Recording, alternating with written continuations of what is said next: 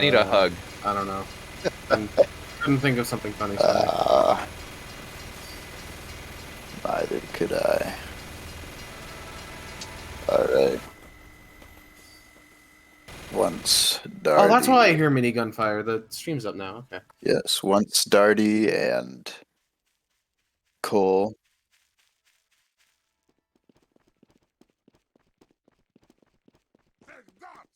Muddy, if you could go ahead. I'm on STV. I don't believe I can chat with them. Alright.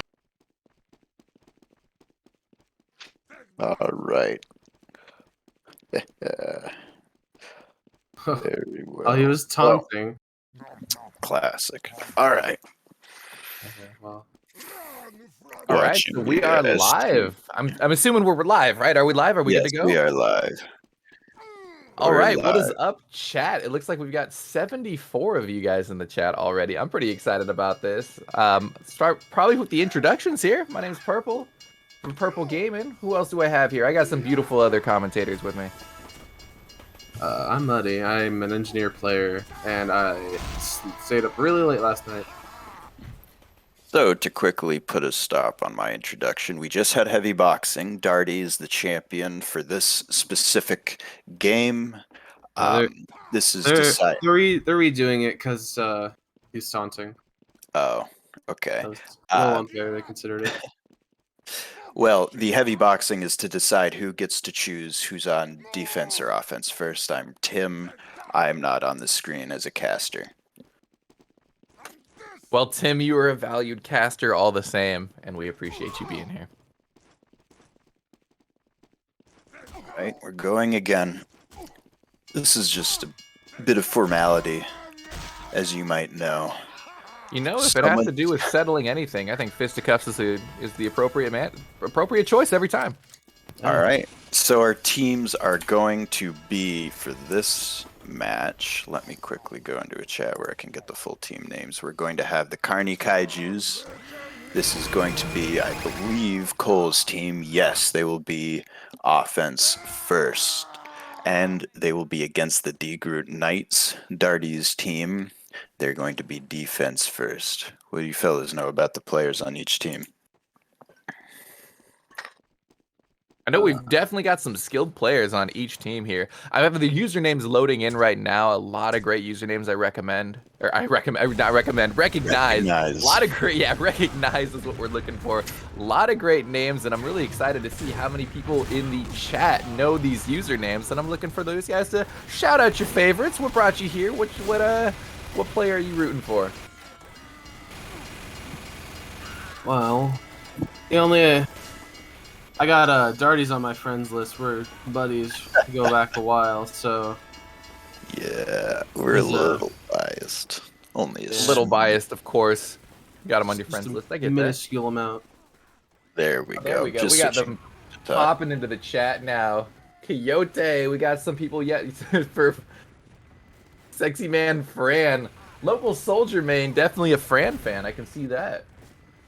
Soldiers are quite common and quite popular, and we got to keep to ourselves, you know. Yeah, Tim also plays soldier. I'll be playing medic later in this tournament. Yeah. He's a man of many trades. Now, on either team, I do know there's a little bit of competitive experience, just enough to wrangle the team into order, I suppose. I believe Cole has a little bit, and Darty has some.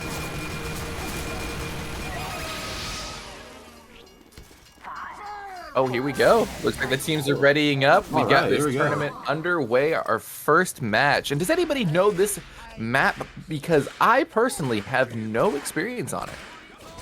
Yeah, it was I think it was played in some NA versus EU like YouTuber event thing a while back.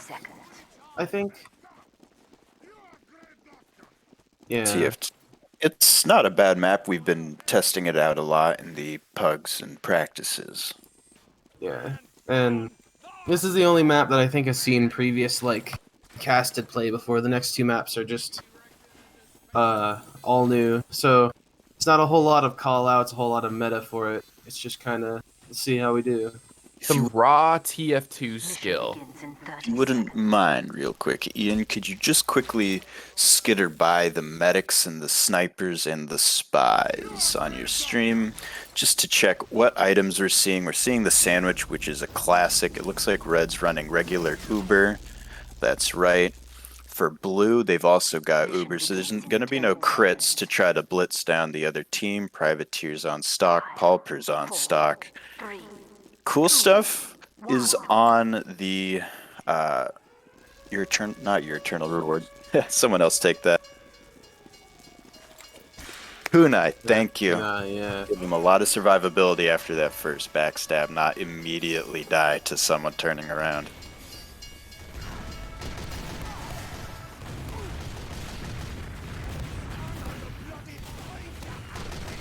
Alright, so looks like Blue's combo is gonna try and take a I guess left for the red side. They're coming down by the train tracks, getting ready to make a push soonish. We don't really have the callouts quite ironed out yet, that's right. Yeah. Looks like, they're rotating the other side though. They're gonna try and take a push from an even height advantage. Maybe even catch some of Red off guard.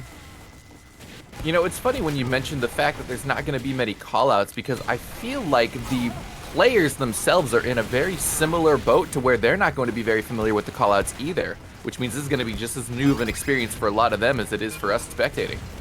That is correct. We haven't seen all of these names in the practice pug, so a lot of people are just getting used to this. This map has a lot of very complicated indoor sections that I will admit to. Looking at who's dropped, we saw a spy go for a stab and die, and now Red is down their spy and their demo. Yeah, Blue used in on the point. They took out the sentry. Looks like Red's gonna repush now once the Uber's expired, and they're just gonna kind of mop up. Their It only definitely seems that way. real substantial losses being a sniper and a sentry.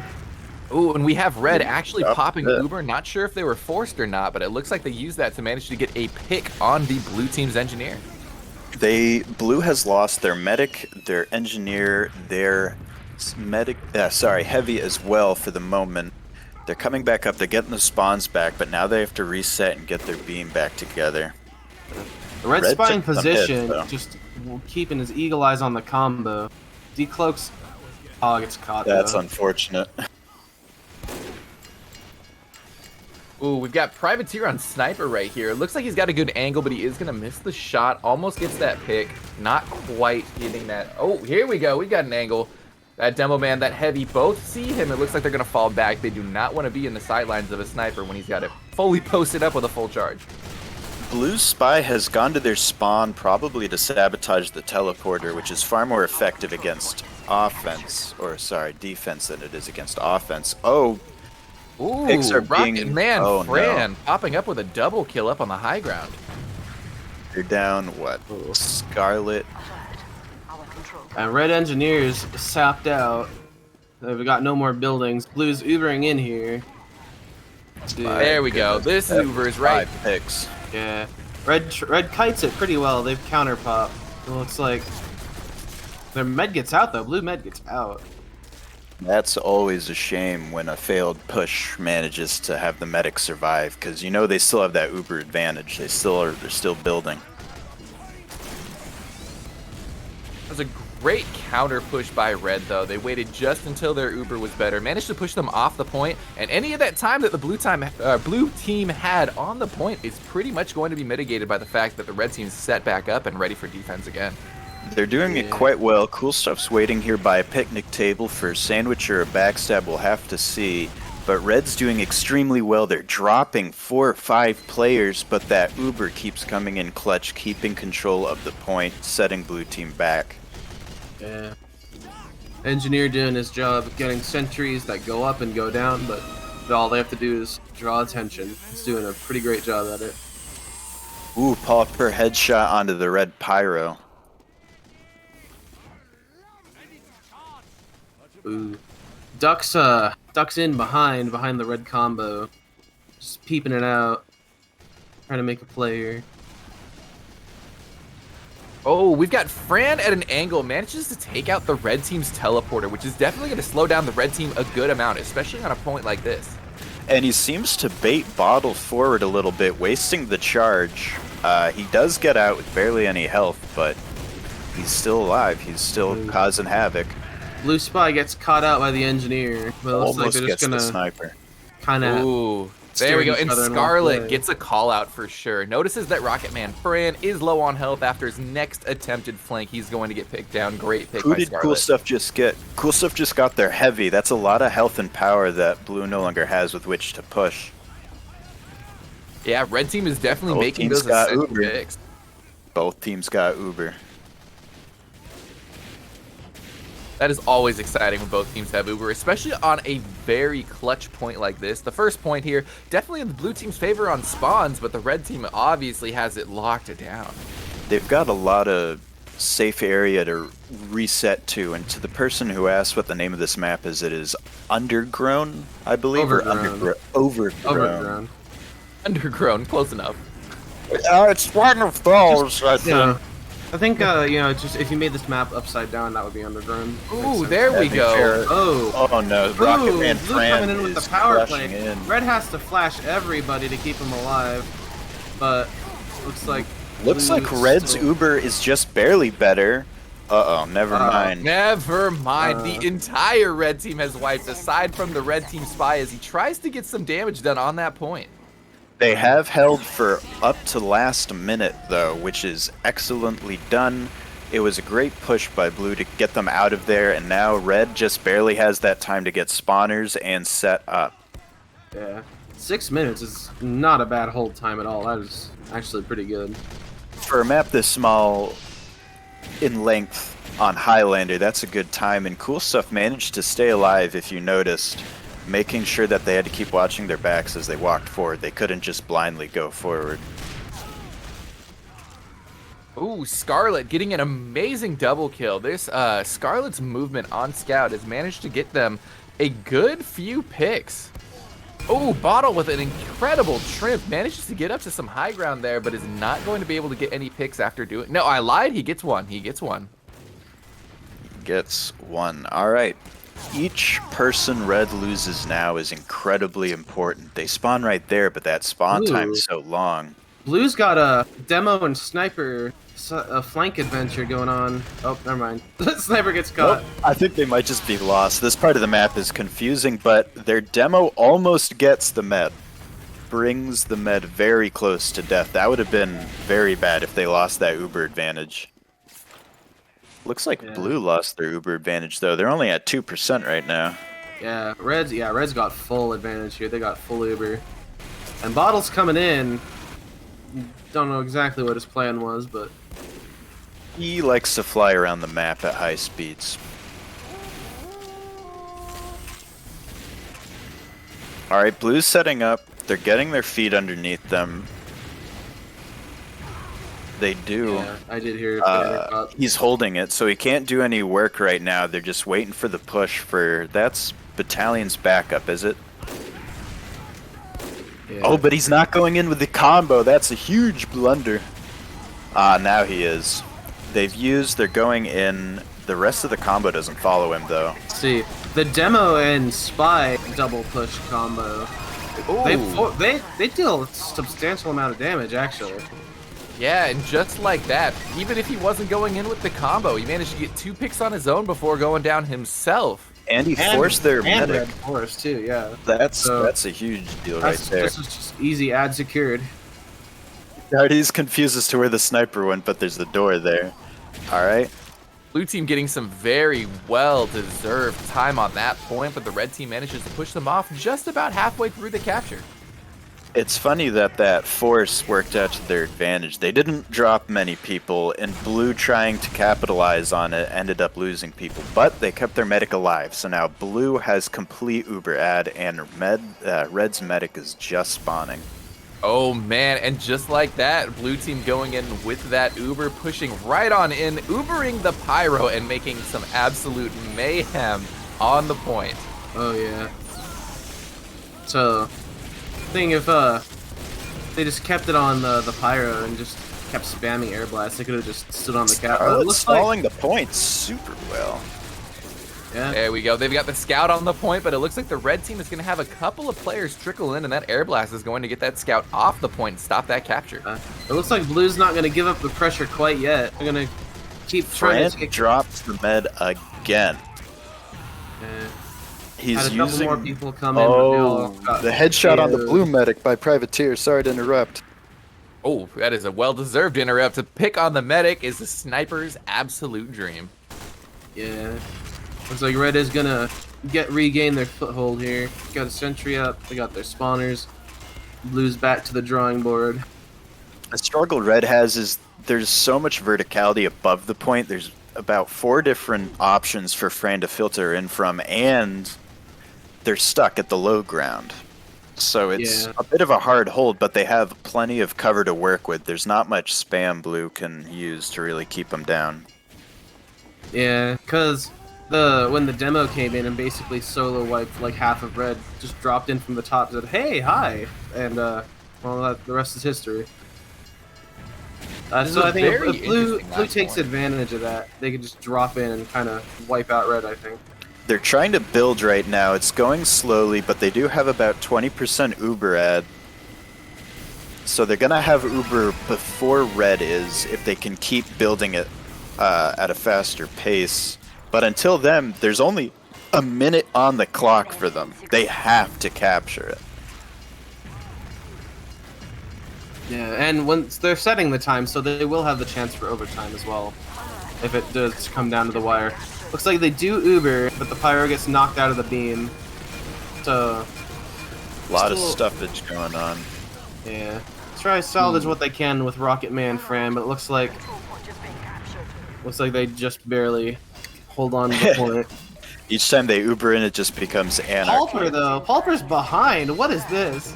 He got a shot too. He took out the NG. Oh, but the pyro is definitely going to important. find Oh, him no. after a nice pick. He's definitely going to go down. Let's eventually. see what Red's lost. What their medic, their NG. They've lost a lot of important dudes, but Blue isn't capitalizing on it, and they have 10 seconds to get onto that point and start putting time on it. Oh, Rocket an is amazing trying. shot. If they all just filter in, I think the Sentry is going to be seeing a lot of action. Yep, and well, just like that, it looks like the blue that team is going is to end it. this round with 1 capture on the first point. That they are. Now, for those who don't know, on stopwatch, the time it takes to capture each point matters. Now, Blue, if they capture the first point within 6 minutes, they win, full stop. Otherwise, they have to capture both in a normal amount of time. And like you mentioned earlier, I think 6 minutes is going to be a very solid hold and a tough time to beat. Well, they've got 6 minutes to capture, and Red just has to hang on for that long. Otherwise, it's back to second point. Yeah, they've definitely bought themselves quite a bit of time to make multiple pushes in case, they get stuffed a little hard. Red does have a lot of cover on this first point. Blue has plenty of angles to filter in from, but you don't want to filter in because then you're just feeding the defensive team 1 kill at a time. That does make sense, and I haven't played on this map. It sounds like you have a bit more experience on this map, though. If you were on the blue team, what do you think would be the ideal push? Do you want to group up? And like you said, it seems like filtering out individually seems like a really bad idea. You know what the natural instinct is? To go down near that train on the right side, but in truth, you want to be on the opposite side because you get this high ground push right down onto the point. If they go for it, they might really be able to do something. Let's see where they are led to go. It's just a beehive. They're going everywhere. Okay. Looks like the combo's heading out to the tracks though. Yeah, the high ground push is definitely the better push because A lot faster. and you can get a lot closer before you start peeking, so you can waste less of your Uber walking forward. It looks And they're like letting Blue's Palper combo. just chill. Yeah, Blue combo is going to be playing down by the tracks. It looks like. Cool stuff. And knowing the demo, Red's taken a bit of damage But again, yeah, blue has to push across a lot of flat, open ground in order to get to the point, and then they have to go uphill into it, which is never fun. I see exactly what you mean about that low ground, especially with the red team's sentry, being able to look out across the entire train tracks, the point, and everything in between. You can see Scarlet, and is that Bottle or is that Vado, who are just annoying the other team? They've gotten, what is that? Uh-oh. They're starting to pick up some kills on that flank. Bottle's going in. Ooh, with the blue popping Uber, taking out the sentry and already getting some time on the point. Their heavy just got backstabbed. That's a huge deal. Huge pick, huge pick. They can't just do what Red did and fall back onto point with an Ubered heavy and just control it anymore. They have to push it out. And cool stuff's annoying their medic. Oh, this is disaster. They have the time on looks like the point. blue. Yep. Blue. Oh my goodness. That's the first half to Degroot Knights. They just managed to collapse into the point, do enough damage, and then other players are there to clean up afterwards. Big congrats to the blue team. Not only did they get a 6-minute hold, but a very quick push. I didn't get the time on that push, but all I know is it was quicker than 6 minutes. Yeah, the most important time is just less than the other time. There are going to be logs.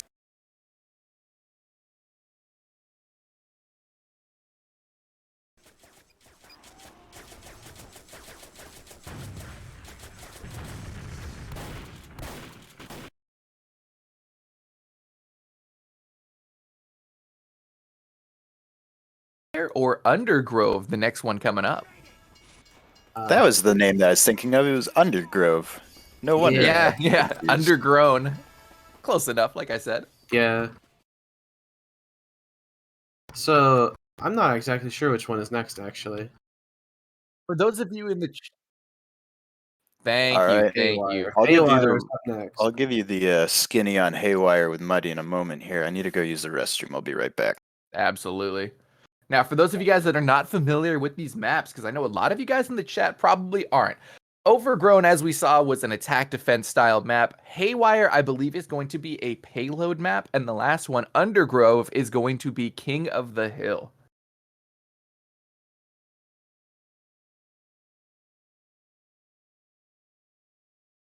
That's a good question. That is a good question. I am, my knowledge of all of this is commentating how to speak into a microphone. Yeah. How's everybody in the chat doing, though, by the way? I know we've got a 30-second delay. I said that and I waited for somebody to say something, but how's everybody in the chat? How is it going? What do you guys think about the first game? And did it turn out how you wanted it to? Did it turn out how you expected it to? I think, actually, the delay between us speaking and the stream is not that long. It's the source TV that's delayed. Yeah, so the stream's not delayed, just the game is. Oh, perfect. That's why Rockwolf was able to insult me so quickly. Thanks, Rock. Love you, bro.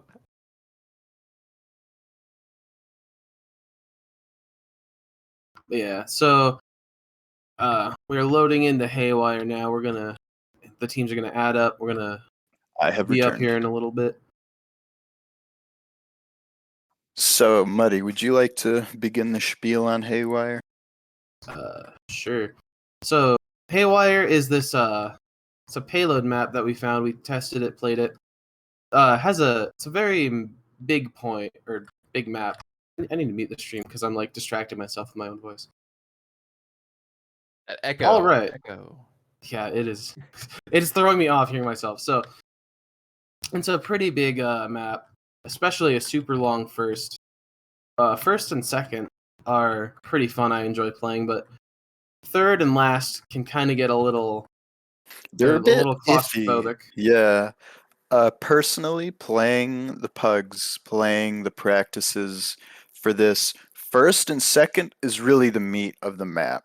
Third's not bad. Fourth, you might as well not even consider. It feels like it was added in. It's right by red spawn. but these points are huge. There's so many flank routes, there's so much extra space, there's so many sight lines that snipers become lethal upon this map. I know not much about this map at all. I'm actually reviewing it right now for the very first time, and I can see exactly what you mean about some sniper sightlines, because it looks like sniper's gonna have a field day on certain points of this map. Yeah. Yes, He's gonna have a great time on first, but a pretty not great time on last. There's not I will there's not many admit, great places to stand on last. there's very few good places to stand on last, especially on defense. There's just stuff in the way, and you're never on the high ground. You're always on this weird low ground. Yeah, it is unfortunate. And third has you can basically look at second from third. So defending third, I don't think I've ever really seen done effectively, just because it's so close to second, and you can look at each point from like the other point from each point.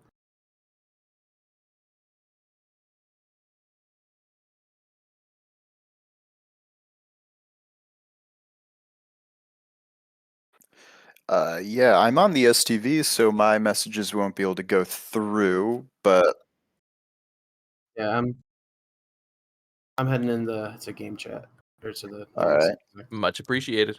Thank you, Muddy. So yeah, this map, very wide, very spacious. There's a lot of places to hold from. There's a lot of places you would think you could hold from, but can't. I'd call it messy if it was more claustrophobic. I mean, honestly, you could call it messy, but to me, it just sounds like a very exciting way to play some payload. A lot of the times, payload just has these very solid choke points, areas that you know you can hold. And not only are we putting the players on a very unfamiliar setting, but we've got a map that sounds like it's surprisingly well balanced for both attack and defense. It is quite balanced. Those first 2 points, and I spoke in air when I said fourth. Fourth is last. Third, you might not even consider. Yeah, messy, I just feel doesn't quite have the right ring to it. There's a lot of flank points. There's a lot of places where you'd think you can hold a choke and you really set up, and then you realize there's a couple routes to get behind you, and they just spill in unfettered, uncontested. I mean, It's messy is a aptly lot of put. fun to play. It's a lot of fun Messy to play. fun. We could call it exciting. We'll call it sporadic. For instance, if you look at Darty, or rather just the blue combo, they're kind of hanging out around a point. This is going to be first where you really hold, but there's another place to hold a little further up, which kind of splits that long travel time between blue spawn and the first capture point into almost 2 points. There's the forward hold, there's the point hold, and it adds a lot of time to the map, which is quite fun to work with, but there's always another way around on this map. Yeah, and I can definitely see that, especially when we look at that point that you were talking about. It seems like the defensive side always has some nice high ground that could be above the blue team, behind the blue team, just nice places to be able to defend from where you feel fairly secure. This There is is actually going to some be exciting. There is some dead space. I will say that. There are some places that don't seem to go anywhere, but of course these are naturally ignored by the players, so no need to worry too much about that. Right, and what you might call dead space, a sniper might call a nice sightline. I was playing a lot of sniper practicing this, and I will say maybe not so much. There are great sniper sight lines though, where you can get behind people, hang out of a window, and just sort of camp a teleporter, which is very fun and infuriating to the other team. Uh, but there are some points that you're not going to see used too much, so you don't need to worry about. I know it'll still be very exciting to see how the players adapt to this, because again, I feel like only about half of these players, at a random estimate with no knowledge or validity behind that guess whatsoever, but I'm assuming a lot of these players have not actually played this map before. More people have played this map than others. I know Bottle, Vado, Scarlet, Hero, Darty, and Cool Stuff has played it for blue, and I know Rocket Man, Meganic, Palper, Coyote, Cole, and Soul Power have played it for red. Okay, so we do have a good chunk of each side of the player base here, at least familiar with the map or where to go or how to shot call, essentially. Yeah, definitely. And it's going to be up to the experience of the medics to not stand in sight lines because they are long. They're not quite Thunder Mountain first long, but there's some that you say, "Oh, how'd he get me?" Turn around and oh, there's a huge wide open space there. I should have kept my head down better. Well, you know what they say, fool me once, strike one, but fool me twice, strike three. Now we're moving to the heavy boxing. Darty's going the wrong way. Darty. He'll figure it out. He'll figure it out. Oh wait, no, he isn't because Cole's at last. It's a little confusing. They added some signs to try to guide you, but community maps always have that slight amount of, I guess I'll call them charm, where you never know where you're going. Well, it definitely looks like they've got eyes on each other now, and I Stand off. Yep. The standoff. The standoff. Oh, this ought to be exciting. Well, these heavies are about to go at it. I feel like they are neither one wants to be the first one to engage. Which is humorous because with the way Melee works, the aggressor always has the advantage. Well, it sounds like they heard you say that because now they're going in for it. Remember, guys, for those of you in the chat that are wondering what's exactly going on, the winner of this duel gets to choose which starting team they have. Or sorry, which starting color. Red or blue. And it There looks we like go. Darty's going to Darty. choose if his team starts on offense or defense. Now, with your experience here, what do you think the players are going to want to start on? Do you think it's more ideal to start on offense or defense? Honestly, defense has definite charm to it because with that first point, you really want to get a good hold time on first point just in case you fail to leverage those flank routes on offense.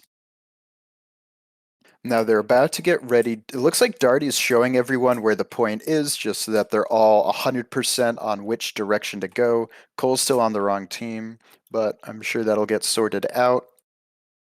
So yeah, he is pointing out, you can see by the way he's shooting, this is where I want this. This is where you need to stand. This is where that needs to go.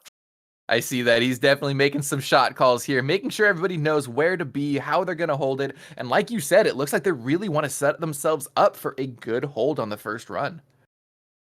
It's really important. Now he's showing them the forward hold, this little concrete pad up here. This is another good place to hold. However, there's a spiral staircase that gets behind it that you need to watch. And that's going to be Darty's job, actually, as the heavy and the pyro. They're going to keep their eyes on that little staircase, make sure people can't just walk up behind.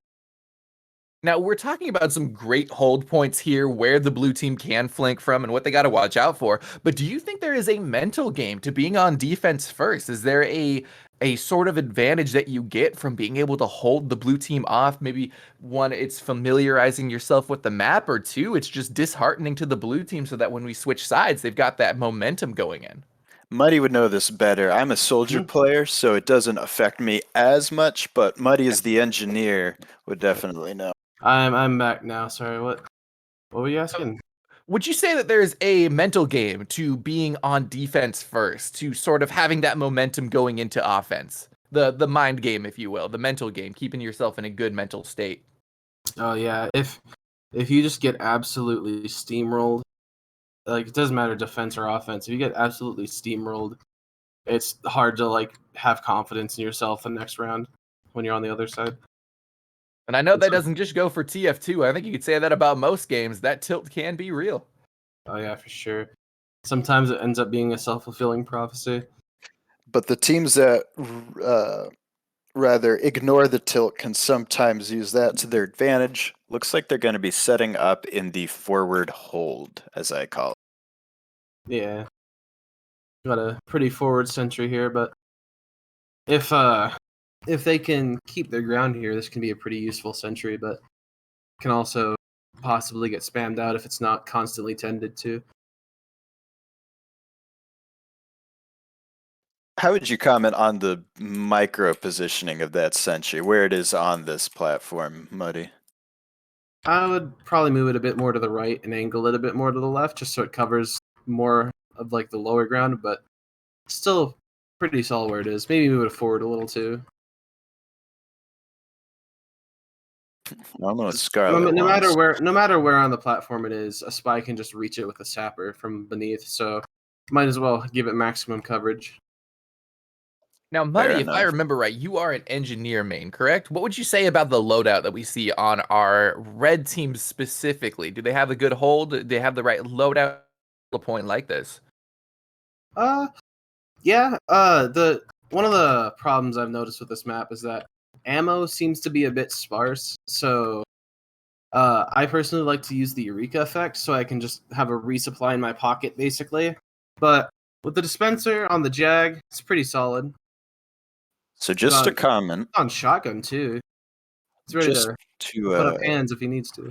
indeed, just a comment here. Blue's favoring a more passive approach. They're coming in and dropping right down off of the side onto the cart. Sometimes I've noticed going the longer way around, like Fran and Cole are currently doing, can give you a lot of leverage to spam out that platform. Yeah. I can see that. Yeah, we've got Fran getting loads of rockets onto that sentry, but it looks like he's going to be pushed away with only 7 health left, not able to spam it out any longer.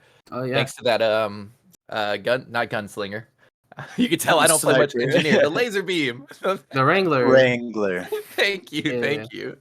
All right, Blue's finally pushing that cart forward. Yeah.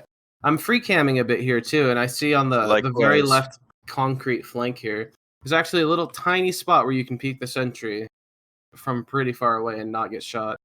So I think if their Yeah. sniper finds out the sight line and just charges the shot on the sentry, all it takes is a Oh, here comes the spy to try to sap. This gun is sapped. And now it's down an Uber from Blue. That's a huge problem because now Red can no longer back up when things get too heavy and rebuild the sentry at first. Now they have to completely start it from scratch. Their engineer's still up, so he could go back and get past it, but looks like he's going to double down because I think he made the right call. I think he made the right call. I saw the engineer prioritizing the dispenser, and as you said, if ammo is sparse on this map, if he's able to make this hold, yep, and just like that, they've already got a level 2 back up and going. And Guardian, now he's got the supply to get that level 2 running up and running. It's about to be level 3 soon in a second. Red's heavy and medic managed to clear up the push from Blue as soon as the Uber dropped, so now things have re-reached equilibrium. Yep, and again, I want to prioritize, or I want to really focus on that idea that the engineer saved that dispenser, and I think that's the only reason why they have a sentry back up to level 3 just like that. Yeah, the scraps from the destroyed sentry wouldn't have given him enough. Yeah, because he'd just be getting that gun to level 2 right about now. That is Hero Master 90 on Red Team Engineer. I want to give some props to that username because I feel like that was the right play to make in that situation. Their Blue spy here just got an incredible double stab, putting Red down a few players, but it doesn't look like Blue's making the most of it. They're Ubering in now on their demo. Ooh, yeah. Blue's just going for it. They just got Uber and they said, "All right, let's do it." They got that gun down again. Looks and like the NG. A whole lot else. The NG is dead, so they're gonna need to again slowly rebuild. The dispenser and teleporter are still good though.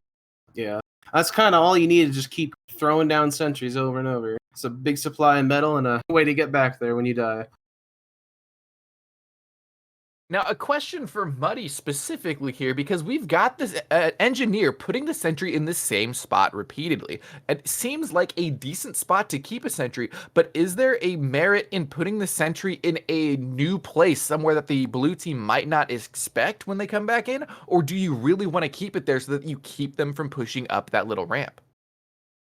I think right now, his team's kind of got it under control, but It is Indeed. definitely good for micro denying when they Uber and like the big ol' mean heavies revved up and shooting at your sentry. You can wrangle and kind of target the other people who aren't being Ubered right now, Indeed. and give Blue a pretty terrible post Uber. Indeed, Cool Stuff managed to get a triple backstab on everyone who's spamming out the sentry, setting Blue back, and they only have 30 seconds to cap this point. That stab, those deaths cost them a lot. Blue has Uber in 30 seconds, so it looks like they've got to make a play like anytime soon. Here they go, they're going up wrapping that around spiral. for the elbow. Ooh. Darty isn't Engineer. there. Engineer's down, and so too is his dispenser. Oh, an absolute mess. Red finally pulls out their counter Uber. The med gets stuffed. The heavy's caught out here, but he gets saved again. It was a good Uber, but they just didn't kill enough. Yeah. Now that their Uber fades, Red's able to just immediately turn the tides with theirs. It is unfortunate. All right, Red needs only cap 1 point to win. Yeah. And if they don't, then they still get a extra normal time. Then it turns into like a normal payload round. And they only need to cap the 2nd point. Stopwatch is a little confusing to newer players, but I think it's a great way to play. Yeah. Stopwatch when there's like only 1 point captured is a little weird because of sometimes you do need, sometimes you don't. It is a little annoying, but it's all to prevent They're cheesing it. looking through the window. Oh yeah, I love that. The blue spawn window goes right out to the red spawn. It's not good though because they're wasting their setup time. Oh. And now they're going the wrong way. The only people I think that really need setup time are the engineer and med to build Uber and sentries. That is fair, and it's kind of a long walk. Oh yeah, absolutely.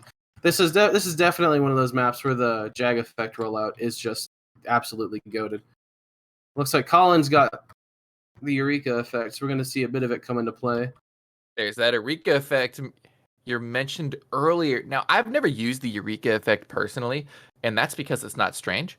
But assuming that you don't have a catch-up like I do on strange weapons, how important is the Eureka effect for maps like this? Well, so the Eureka's strength is that you can go back and forth whenever you want to your teleporter and spawn. And it still has the sapper removal power and the upgrade power of a stock wrench.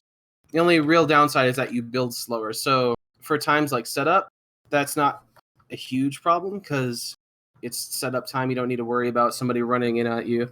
So Red used crits. I'm sorry to interrupt, but Red has used crits to try to kill as many people as possible. Blue's gonna use their Uber, and it's oh. Engineer gets rid of the spy. Holds on for just a little longer, but Darty's just gonna kind of walk forward with tape down his M1 There's button. Red That's a bold Scout move, Cotton. Let's see how it pays off for him. It does, so it seems. That's a huge amount of players gone from Red and the teleporter. They need to walk all the way back. Do you see what I mean now? How first point is kind of split up into two? This first corner and then the actual point here? I do see exactly what you're saying, especially because the actual point has a lot going inside of this little covered area, but it looks like the blue team pushes right in. Yeah. There's like an entire passive hold you can set up in the house. Oh, there goes Darty into the death pit. Oh man, and just like that, not only an incredible hold by the Knights, but a very, very quick push to the first point as well. Congratulations to them. Yeah. It looks like the Degroot Knights have got it there. I think they're botting. I think that's just... We got some accusers in the chat. Yeah. I think the chat's turned off on the stream though, so only we see that. Oh, good point. Good point.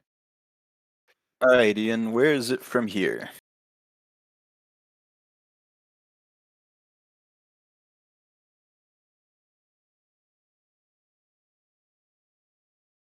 All right. Oh, I gotta leave at 2 and it's 1:33. I could just barely not make it. I'm sorry about that. For the chat, I'm gonna be playing medic for H&A, and I just barely can't make it to this one. If H&A manages to take the W, then I'll appear in finals. But other than that, I must bid you adieu. Yeah. Well, it was great having Tim here. Tim, I wish you the best, and I know you already left the chat, but have a great day. Yeah. It'll be on the VOD if he ever looks back at it. If he ever looks at this specific moment on the VOD, he'll know I wished him a very good day. Yeah.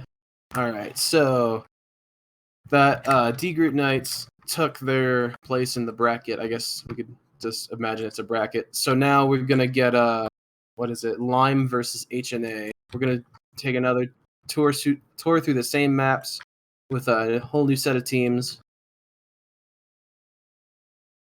So now we have This will to. be exciting. We've got so many great players, so many names that I know a lot of the people in the chat are going to recognize. And again, I want you guys in the chat be shouting out the next players that you're excited to see. Who are some of your favorites? What are you guys looking for? And who are you guys excited to see completely destroy on the next match? Well, I'm a bit biased because my man Charmander's on team number 4. It's on HNA. Oh, we got some commentator bias up in here. I see we got some commentator bias. Yeah, But no. Unfortunately, I do have some friends, so I do You like got to some see my friends. friends do well.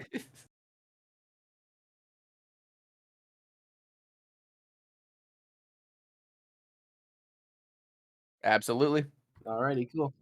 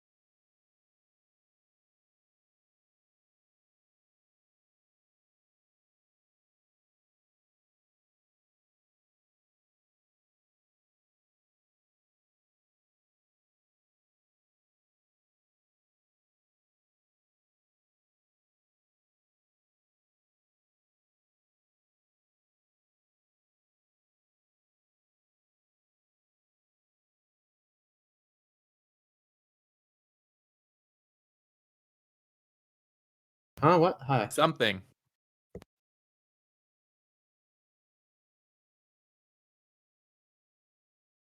Hello. What is going on, guys? Yo. Just playing a game. Don't freak out. It's like it's Oh, a relatively small stream compared to other stuff, and we're Awesome. just playing. You know, it's, Hello. Also, Purple, I like your content. It's very cool. Hey, thanks, bro. Appreciate that. Anytime, man. thumbs I up. watched your unboxing videos and I was like, pretty awesome. Pretty Six awesome. up for Harambe. Thank you, man. Thank you. It's no problem. Yeah, I don't know. He just disappeared. He dissipated.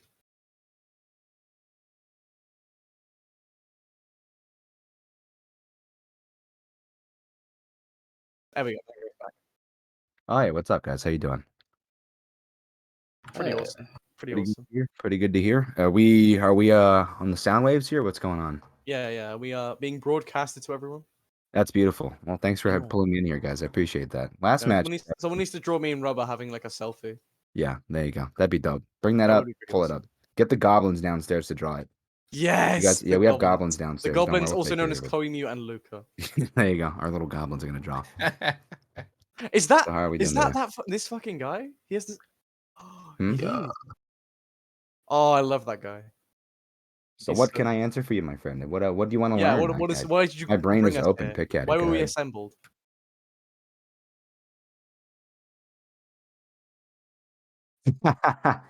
Got it. Understood. BTS. Being revealed.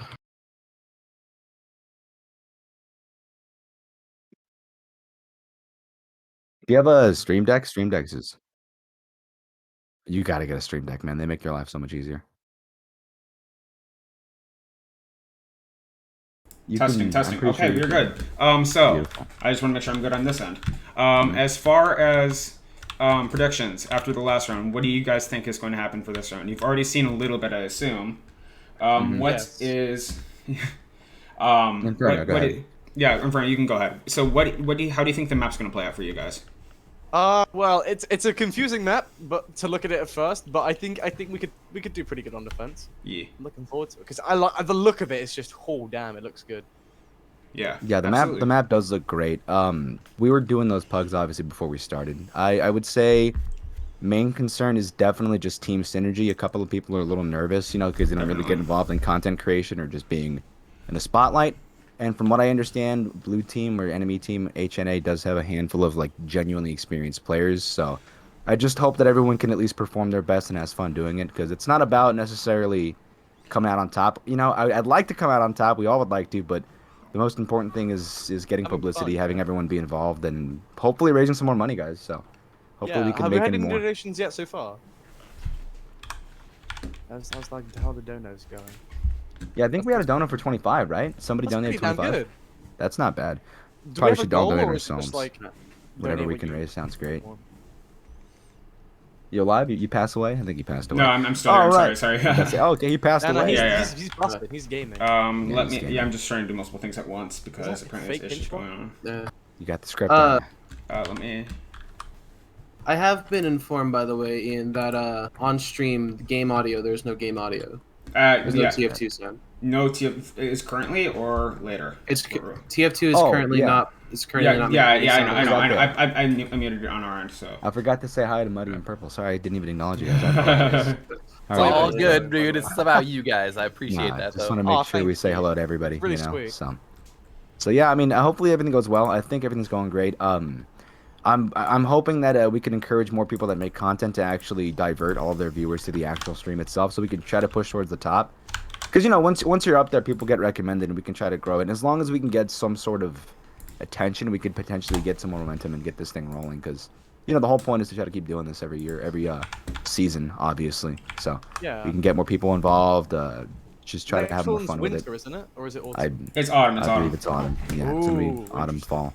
So we can I get some want to great see if I can maps. try casting on this because I'd love to be a caster. Oh yeah, I was thinking about doing it too, because it sounds like fun.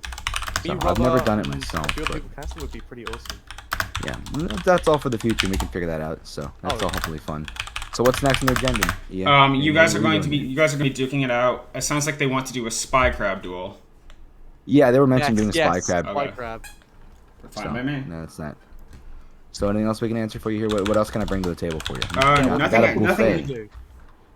Oh, Man, nothing. purple, muddy. We need to do a trade offer here. What do you want A from trade us? offer. Mhm.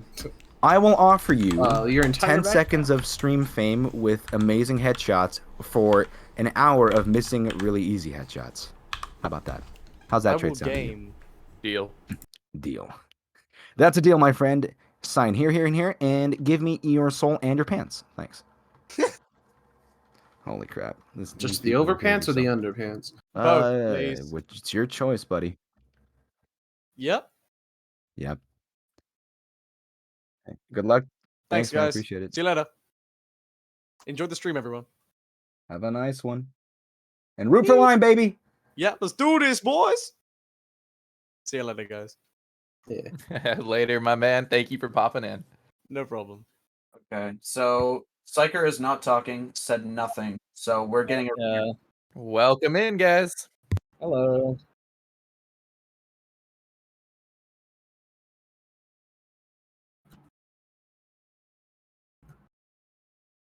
Dude. dude. How long is this going to take?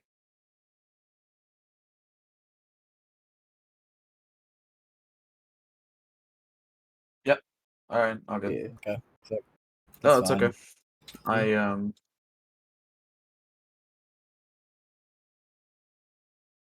I don't know any like voice or whatever. I'm streaming, so I'm out of it. With who? I want him to Sure. speak, that's it. See. He's okay. He's,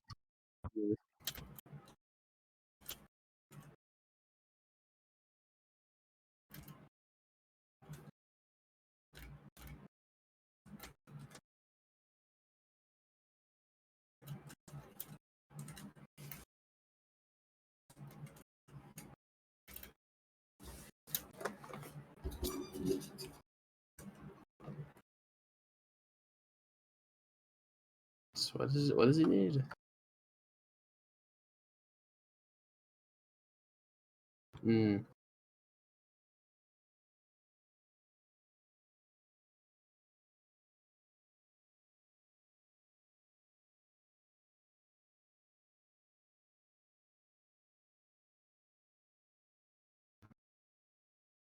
Alright. Yeah, sure.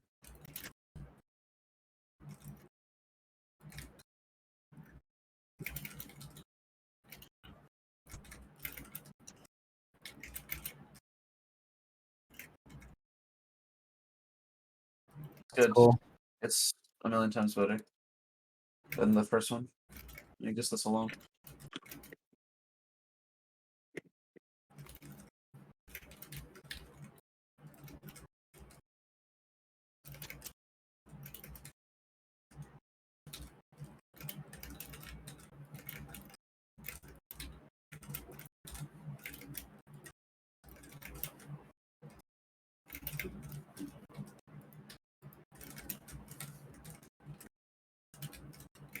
I'm letting it gun down. Alright, cool.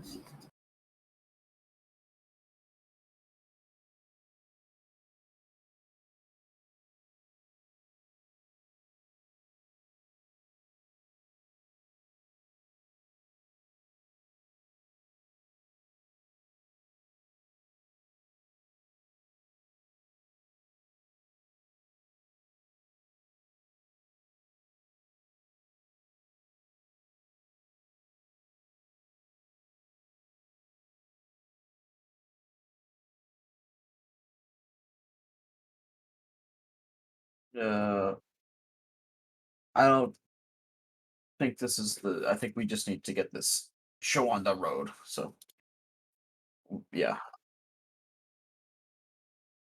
he's muted. Oh, sorry, I meant to say no. I don't.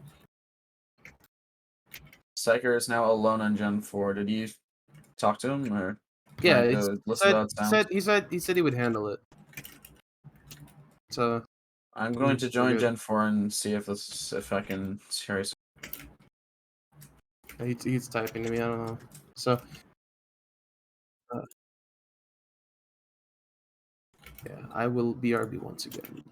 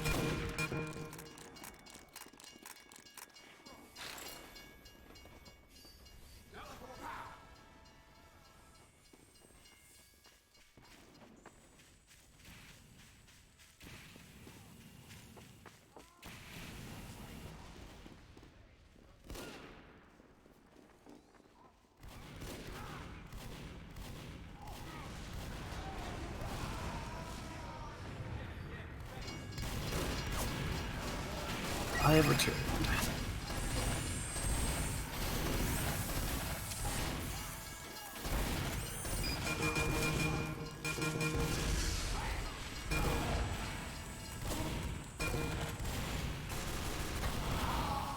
Where the casters at?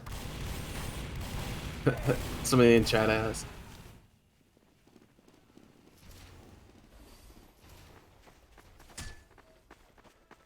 Yeah. Yeah. Yeah. All right. So, we are just getting stuff set up, getting the last few players into their voice channels and stuff. I am not very charismatic to carry this on my own. So. Yeah, I think you remuted yourself on stream, so it's just me talking to myself.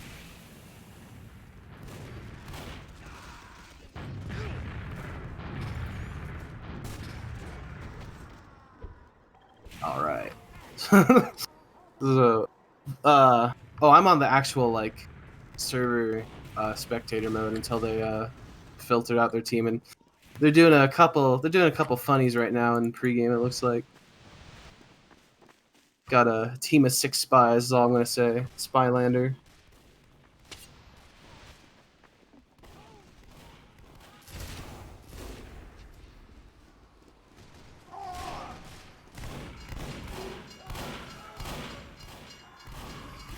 Yeah, so once they get the last of their players into voice chat, they're gonna do. I think they're gonna do spy crabbing to pick who gets to. They're gonna pick who gets to go first on red or blue. Yeah, because I told them if they wanted to ask them if they want to do the heavy boxing, but they said no, we're gonna do spy crab. I thought so. I was like, okay, as long as they both agree that that's what they want to do, then it's like. Who am I to disagree?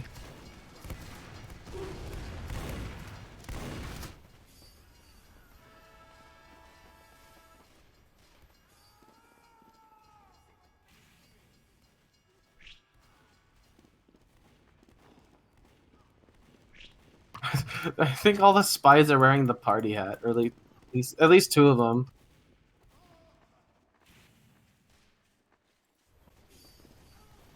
We are not ready. No. Not in size. All right, that's fine.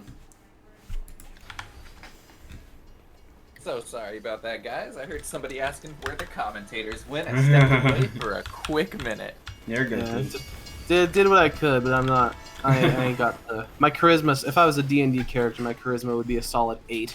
And I heard you say that. You need to take that confidence level and turn it up a little bit there, buddy. Because I think you're an amazing commentator, and I am happy to commentate alongside you. You've actually been doing really well, Marty. Don't worry. Plus, Source TV's delayed, so I switched from the server to Source TV. So it's so weird seeing Muddy left the game. I know that feeling. Right. Glad to be back. Sorry about that quick wait, guys. Yes, Crunchy Mouth. This is a more serious match, but with a much more of a light-hearted feel with the appropriate. Oh, apparently Charmander needs to be dragged. Yeah. Birdo's still sitting AFK in here, by the way. I'm not. I'm just muted. Oh, awesome. How's everything sounding? You want me to go back to my call? Where's Psyker? What's up? Where's Psyker? I thought they were here. Oh. Oh, here. Is he not in the call? No, he's gone. Steiker says he got the program, needs to configure it, and it's done. Okay. Good to know. But yeah. I do not know where Steiker went. Yeah, he's probably just trying to set up everything on his end. So, as long as he can play, that's what I care about. And as long as we can actually have good communication on both ends. I can understand him, yeah. Yeah, absolutely. Important detail. Ooh, Barbu64 in the chat asking the important questions. What is your all's ideal sandwich? Oh, the sandwich talk again. Last Seasonalander, the commentators were talking about their favorite bread for sandwiches during a mid-fight. Love it. It's funny, but yeah. So we can do it. We can definitely talk about it pre-round because yeah, pre-game, yeah. Pre-game, absolutely. Let's until everything's set up. What do you guys say? Since we have Charmander and Birdo with us, we might as well ask them as well. Yeah. I'll probably say important interview questions. Yeah, absolutely. Yeah, Charmander, when you walk into the kitchen, you're like, I feel like being the heavy today. I want a sandwich. What do you pile on? I would do sourdough with a couple slices of probably turkey or chicken. That's good. A little bit of Munster, I'd say. Honey mustard and lettuce and tomato. That'd be me. What about you guys? I'm like a basic school kid. I got the honey wheat bread with some like rotisserie chicken lunch meat and some American and some mayonnaise. Okay, I see that. Fine by me. The elementary special lunch bag. I gotta say, guys, you're missing out on Dutch Crunch bread if you haven't had it on a sandwich before. I have not had Dutch Crunch bread. I don't think I've even heard of it, to be fair. It is an incredible bread, nice crust on the outside, and hear me out, I'm the kind of guy that's a cranberry sauce on a turkey sandwich. Oh yeah, nice. I respect that happily. Thanksgiving all year round, don't care when it is, give me cranberry sauce on a turkey sandwich, I'm a happy guy. Absolutely. Fine by me. Okay. This is taking way too long. I'm going to drag Darty into RBC in 5 minutes. Yeah, if Psycho doesn't show up, you can probably just bring Darty. Yeah. Indeed. But Okay. what was I gonna say? So my mom, she loves peanut butter toast. Like just a slice of toast with peanut butter on it. But I respect that. I like jelly toast. Just a slice of toast with like some strawberry jam or jelly on it. Yeah. Why not toasted PB&J? What? There's no We're like, I was gonna say, we're like here. we're opposite ends of PB&J. Well, I like jelly, she likes peanut butter. Entirely. Crunchy Mouth says peanut butter, bread, and mayonnaise. Oh my goodness, yo, what the heck? I make my own sandwiches there. So, the peanut butter and jelly with some mustard, I don't know. For sure, yeah. Sounds like the sandwich from Mars, in my opinion. For those of you guys that are in the chat, by the way, I want to thank you guys for hanging out. We are currently swapping teams. We're going from 2 teams of 9 into 2 brand new teams of 9. So we're currently swapping everything around. We appreciate your patience. Thank you for hanging out. And if you guys are just popping in here, we're going to go ahead and get the link in the chat. Please check out this charity. There we go. We've got that in the chat now. Please check out this event's charity. Any donation that you can send its way, we greatly appreciate it. And thank you so much.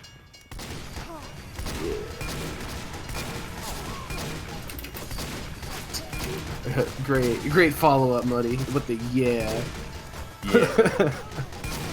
Charity. Yeah.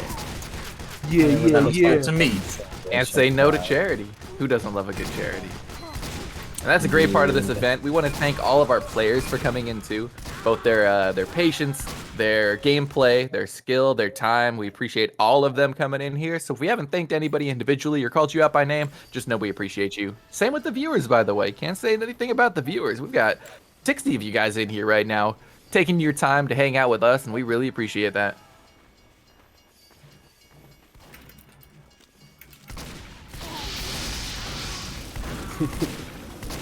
Intense gaming You're indeed. welcome. This is, yeah, this is watching 4 spies all get shredded by a fire. The eternal struggle.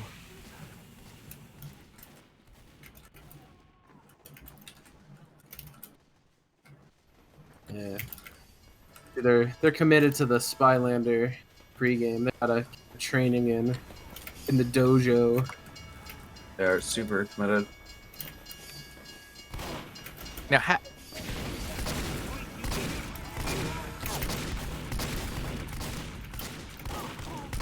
I'm stuck on nothing.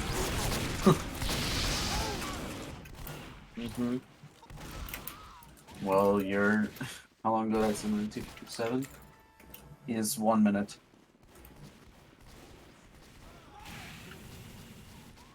It's ridiculous. It is... Yeah, this is like... Damn, Charmaine, you got like a hot date or something?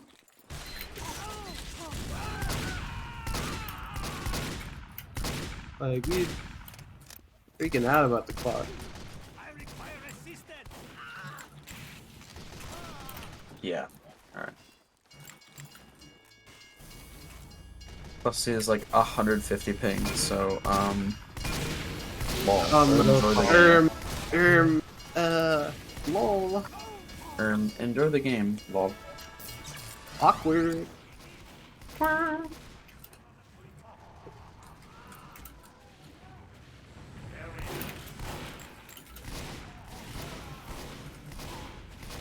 having already seen this map play out once, I'm actually really excited to see it play out again because this is a surprisingly unique attack defense style map and I'm really a big fan of it. Yeah, like the theming on it is pretty nice. Yeah, not only does it look beautiful, but I think it just plays out really well with a lot of good avenues and flanks for the blue team to come in, but some great defensive holds for the red team. Yeah, it is. It can be a little mazy at some points. Hard to keep track of where you're going in some areas, but it's one of those maps where I'm sure once you learn the layout, it's just like everything is connected. There's a way to get from point A to B. There's about like 7 ways. Okay, so that's time.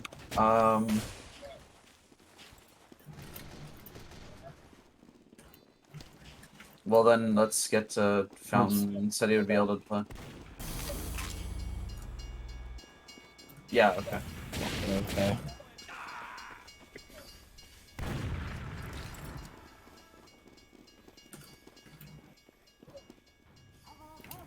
What things? I think he was fine.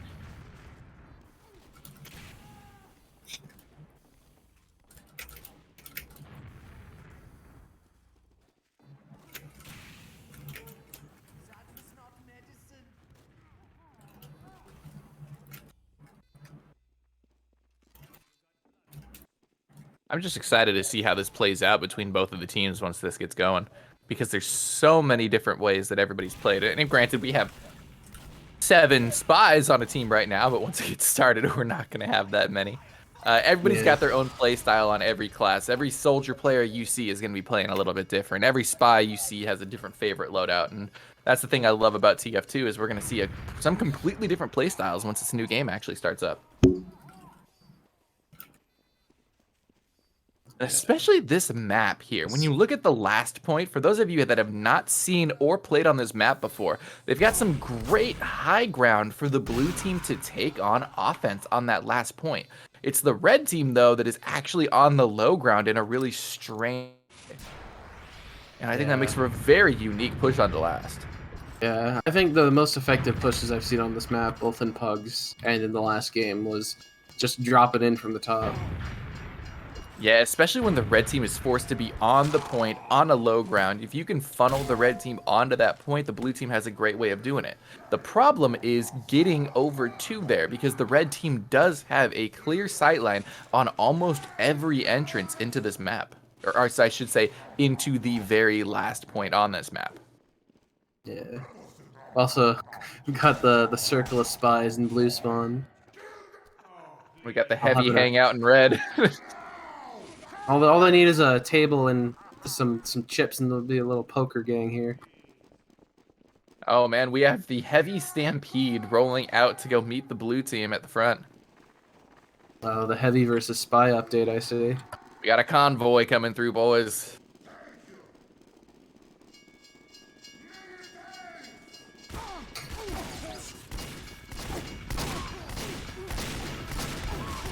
Try my right here to go back now. Yep.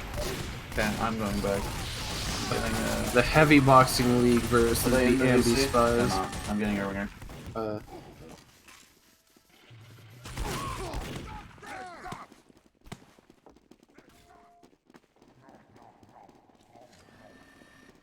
For those of you guys that are hanging out in the chat, thank you guys. We appreciate you guys being here. We're swapping teams around right now, making sure we've got all 9 players on each team. And once we do, we have round 2 going with 2 completely new teams.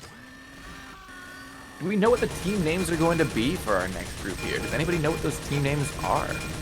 Yeah, currently on red we've got Lime, and on blue we've got HNA.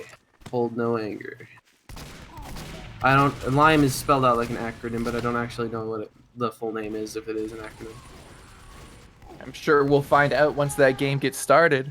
But online, we've got Inferno, Pure Puncher, Chloe Mew, Eho, Zanvius, Wrench, Luca, Rubber, Mango, and Frazzled Raz. I know I've said somebody's name wrong in there, and I apologize. But on a Hold No Anger, we've got Birdo, Original Pig, Solar Light, Pug Plays, Old Psyker, That Guy, Crom the God, Charmander, and Hint Shot. Very excited to see all of these players going at it. I know you guys in the chat recognize a good few of those usernames. For this second round here, where are those fans at? Who are you here for? Who are you here to cheer on? And who is it that you want to see completely destroy the other team with some really big plays? According to Richard the Rooster, Rubber Mango smells. You forgot to finish that sentence. Good. Rubber Mango smells good. You forgot that part. It's a SpongeBob reference, by the way, for anybody that didn't catch that. SpongeBob reference. Thank you. Squidward smells good. Good. There we go. We got some fans. We got some vocal fans in the chat. There we go. Here for Rubber Mango and Luca. I know both those guys. They're pretty cool people. Pretty cool dudes. Is Luca on red? Is he right now? Yeah, I don't see. Yep, yes he is. Yes he is. That's right. Luca is on Team Lime. Team Lime is going to be red team right now. It is going to switch at a certain point, guys. So just because they're on red team now, remember, that's how TF2 works. Red team's on defense. Yeah, and then they'll swap halfway through. Don't forget about that part. Don't forget about that part. We got a good luck to Hint in the chat. There we go. We've got an Among Us in the chat. Somebody's looking a little sus. And Team Lime. Yep, we got Team Lime and Team... I already forgot the... Hold on. HNA. Thank you. Thank you. Yeah. I was like, is it do no harm? Is it see no evil? Hold on. What was it? That was it. That was it. Exactly. Main Dot, I think you got the right mindset right here. We're just hoping for everybody to have fun here. Remember, guys, this is a charity event. We're happy for all of you viewers and for all of our players for popping in today. If you could, please check out the charity for today, even if you can just throw $1 its way. We're greatly appreciative of that. It's for a good cause. This is a charity event, and hey, you were probably going to spend $250 on a key anyways, right? Why not drop that $250 for a charity? Go help somebody out. We really appreciate your time. If you're not able to, the only thing that we ask is, hey, do us a favor. Throw this link out to your friends. grab the twitch.tv/Seasonalander, drop it in some discords that you might be able to see, spread that word so that we can get the word out about a great charity. Appreciate you guys. Thank you guys so much for coming in again today.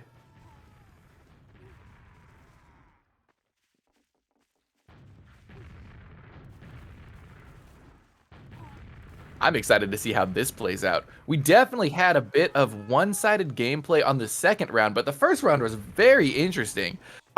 This time, though, we got some completely different players coming in. Have no idea how this is going to turn out. Do we have any bets that you guys are placing on? Who do you think is going to be winning that first one? Well, I'm still biased towards H&A because that's where I got my friends at. Oh, yeah. So, No, if you got some friends, hope you got to that my root for the man home team. Charmander is going to take this one home. Absolutely.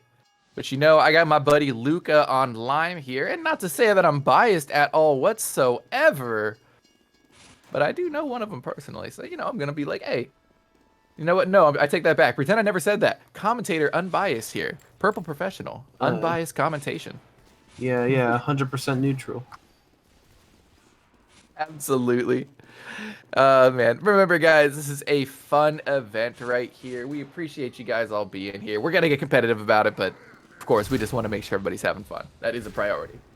Yeah, it's Highlander and comp and all that, but at the end of the day, it's still just chilling, having fun for charity. And these are going to be done on some maps that a lot of you guys might not have even played on. By show of hands in the chat, who has played on this map before? By the way, in case you don't know, this map is called Overgrown, a very interesting attack defense style map.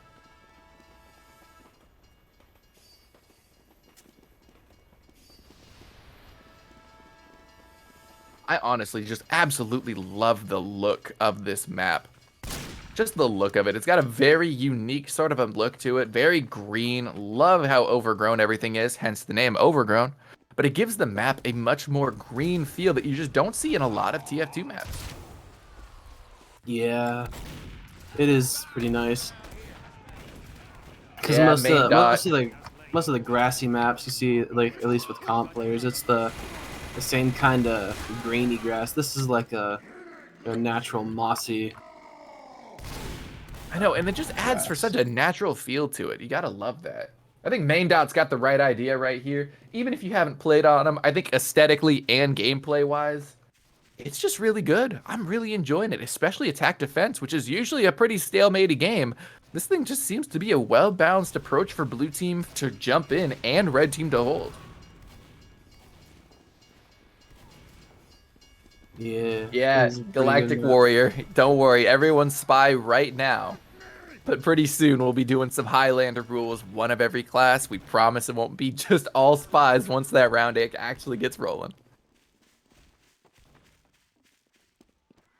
Thanks, Pally. Definitely got a lot of backstabs going around right here. Now, one thing I saw that was extremely interesting was there is a very hot shrimp spot for the demo. Actually, a couple of them, especially on the last point.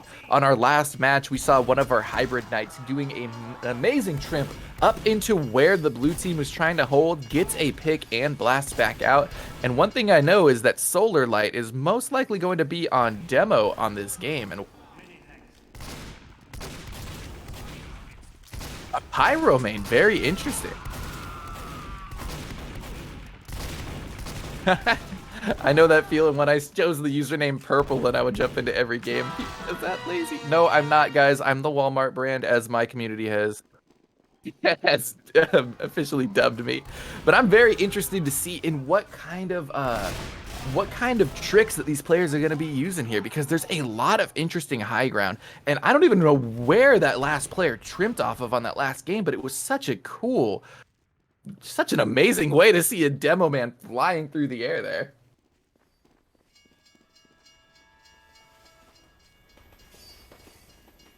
Is he using that loadout? He might be. Let me give that a look.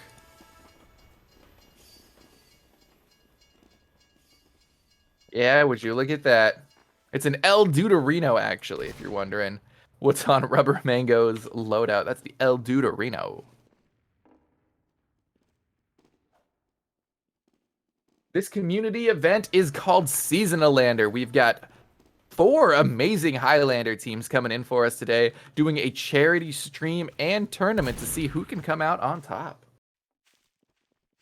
Quite tasty. We will be starting in just a few minutes. We're waiting for 1 player to connect right now, and once that player is in here, we'll be good to go, and we'll be starting up once again. Marami, I greatly appreciate that. Thank you for reminding me. What's the best side to a sandwich? Gotta go with chips, you know? As classic and boring as it might sound to some, I think that salty crunch is exactly what you need on the side of a good sandwich. And again, if you're missing out on it, Dutch crunch is a bread you need to try. All I'm saying is French fries. I mean, you can't go wrong with French fries, especially if they're, you gotta get those crispy fries.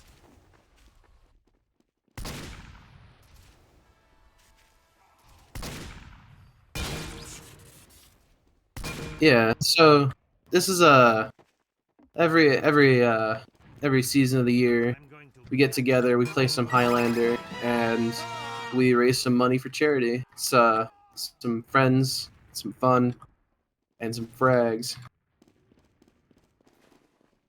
The 3 Fs. What more could you ask for?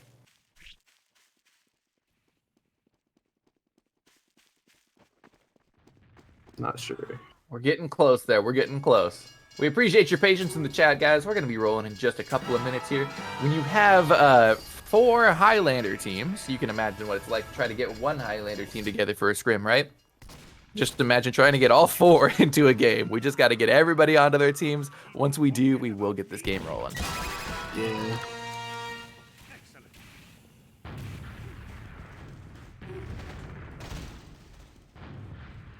Perfect, perfect. Alrighty. Alright. That's 9 people. Whoa. Hey.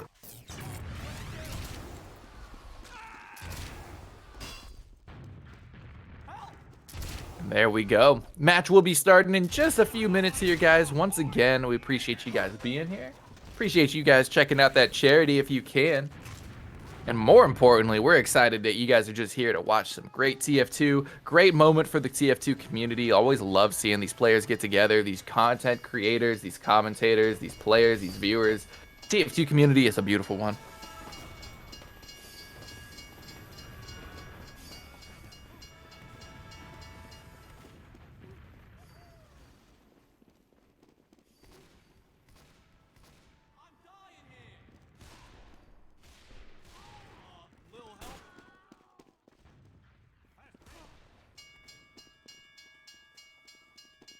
Got a team almost entirely full of spies there. I absolutely love seeing that. Hey, main dot, I appreciate that. Wait, you don't have a side with your sandwich? I mean, don't get me wrong. It's not insane, but it's not right. No, I mean, the sandwich in itself is a full meal, but if you don't got the chips on the side, you're missing out on the texture. The texture, the full experience here is what we're looking for. Chips in a drink. Gotta get those chips in a drink. Ooh, an amazing trick stab right there by Solar Light. Very nicely done.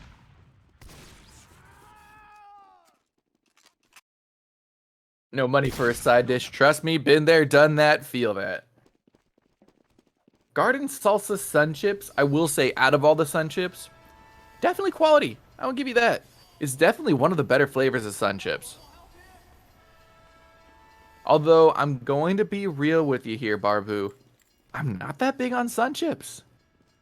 I don't think they're bad. I just, if somebody's like, hey, what kind of chips you want? They're usually not like, hey, I want Sun Chips. Usually I'm thinking, I could go for chips. Just not my first. Pasta as a side. Yeah, you can have pasta as a side.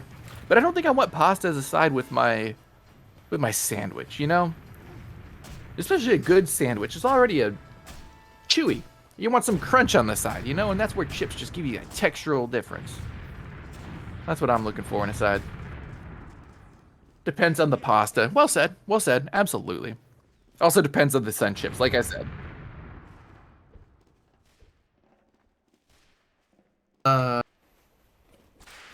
No, that was a plugin I have on my server. I don't think Cool Stuff has. Psyker, you can just kick him though. If he's truly AFK, just kick him. Yeah, he's also been standing in that same spot in spawn for like the past 15 minutes. So. You can, if he just SM kick. Oh, he's moving now. So as soon as I say that, he awakens from his long hiatus.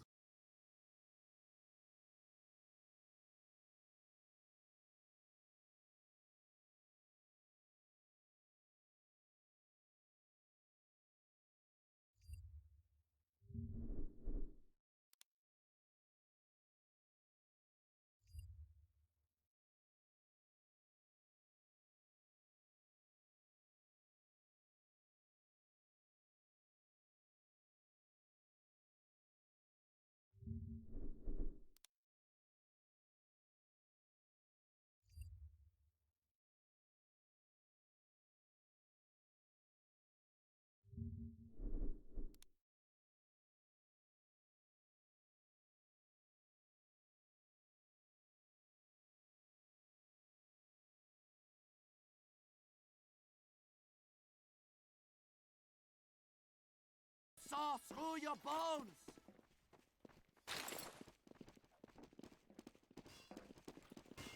Sentry going up.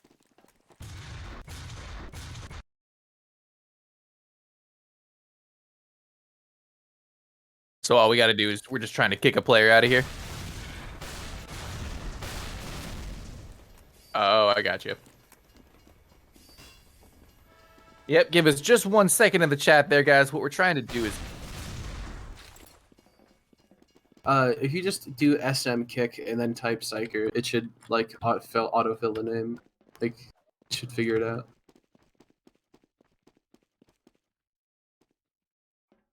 Alright, Nodecraft gave me, or blah blah blah.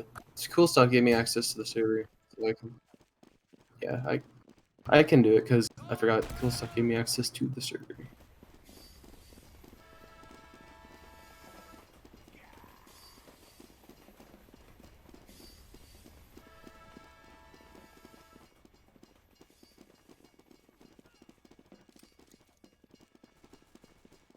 I think. Austin Oh, I think Sullivan, Psyker yeah, left. well Just on his own accord. Sentry down! Yeah, he left. He left. It's just the STB delay. We didn't see it yet.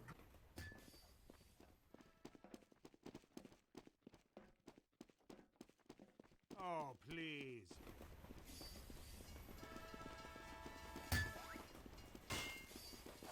All right. He's in spec.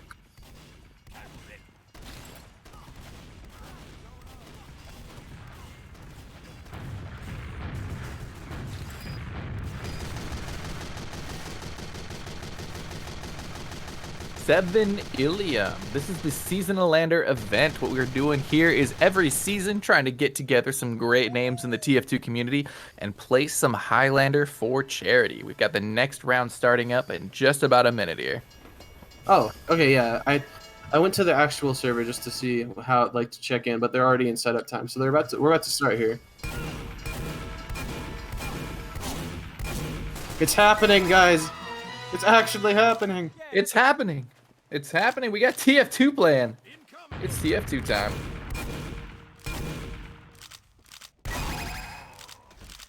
All right. So yeah, within the next, I think, 90 seconds is the Source TV delay. We are gonna see them ready up.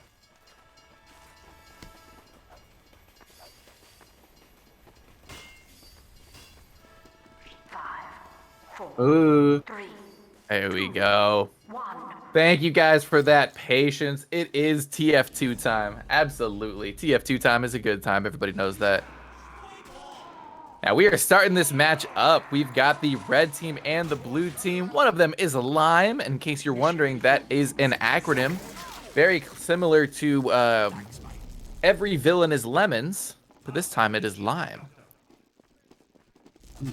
They're going to be on the red team. They're playing defense, and they're getting ready on the setup right now.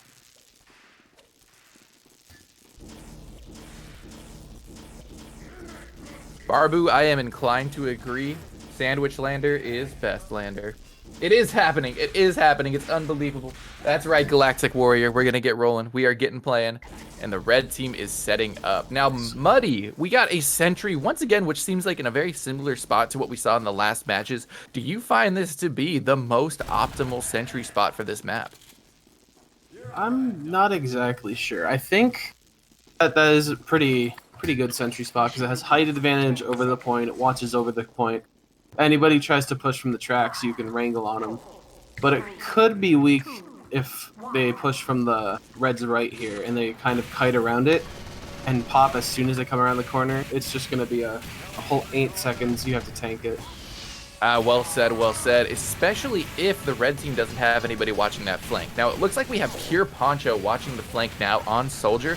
He sees a couple of players, he's going to be falling back, and he looks like he's going to try to, no, he is going to go down. The scout is going to finish him off, and the blue team starting off with 3 picks just like that. Oh, no. Red dropped.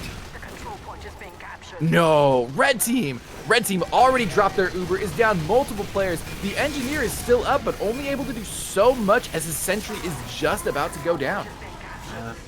Blue didn't even need to use, they just walked in.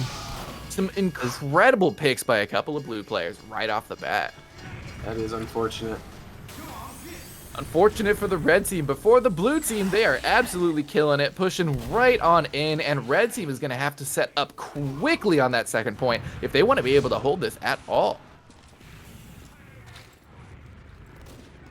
Now, for those of you guys that have not played on this map before, the blue team has multiple avenues to get into. As you can see on the point itself, there's actually an overhang above the point that the blue team can rocket jump up onto, sticky jump up onto, and we've actually got a scout making a huge flank into the back, jumping all around above the point right now.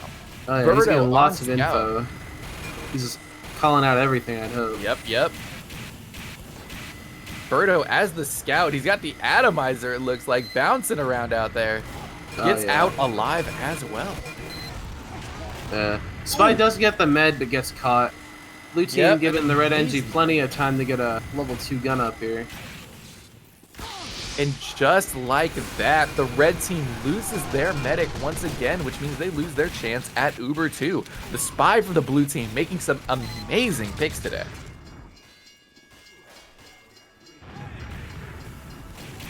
Birdo on the scout, getting that info again, getting blasted out by the sentry, but surviving by literally 1 health. Going to manage to get back out there, had plenty of info. The red team, though, still having a pretty good hold. The blue team definitely finding a spicy flank up on the high ground over toward the right. Yeah, blue working on about a 25% ad here. The red med gets stabbed again, so it's looking to be pretty huge if blue's med can stay alive here. And it looks like they do. They managed to fight off that the sniper on their own. The combo, the heavy medic combo, actually on the point. Dude, the medic, some fancy footwork up on the high ground too. The heals from above. Med goes down though. It looks like the rest of the team's able to walk in and just kind of pressure it. Yep, and between a heavy on the point and a Pyro's air blast, the blue team is going to get all of the red team off of that point. They're going to push right on in. Now that was a very quick push by the blue team. They got to the second point with 2 minutes, 59 seconds left. The red team has got to beat that point if they want to be considered the winners here. Okay. Alright. The map is changing for some reason, I guess, question mark.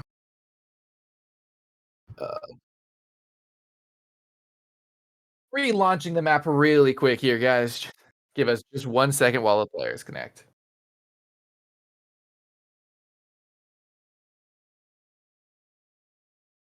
I don't even know what happened because the Source TV was delayed 90 seconds.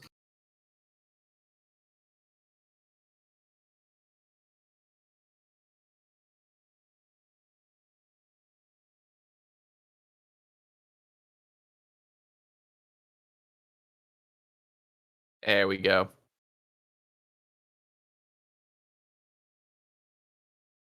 Oh, so they just... Okay.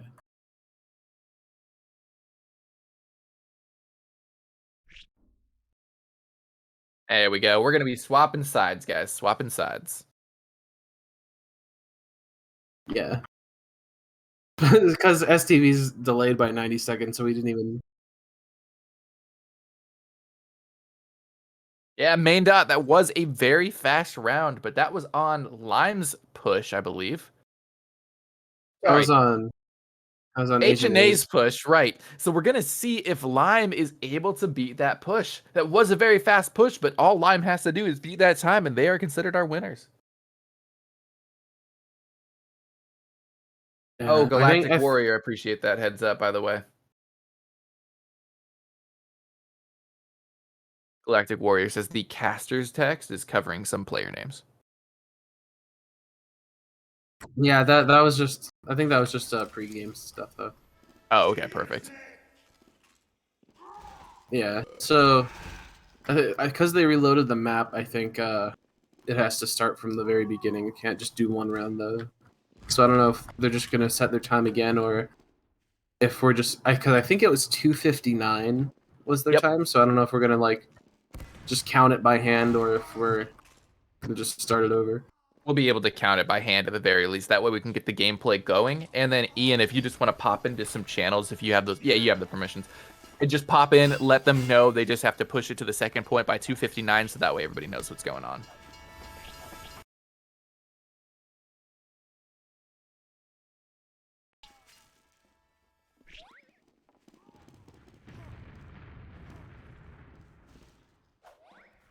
I think they're switching around.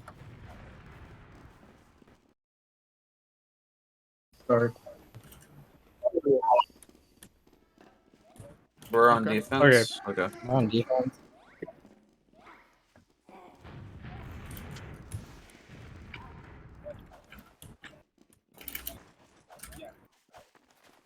Okay. So we're completely restarting the game, right? Like.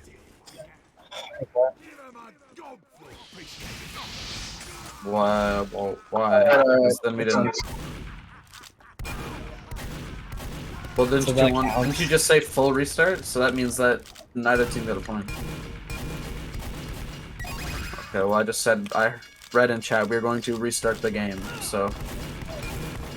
So does our point count?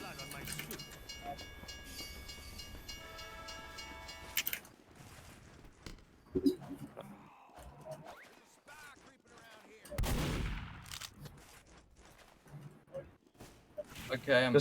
Just completely restarted, like fuck it, yeah. Restart. I can't. I need to. I'm sorry. Ian, Listen. Ian, you're fine. You didn't do anything wrong. It's not your fault, Ian, right? we're all, Yeah. we're all Don't worry. It's fine. Yeah. Ian, what the fuck is up with my shadow play? Yeah. Okay. So yeah, but continue on, please. You were saying? All right. good.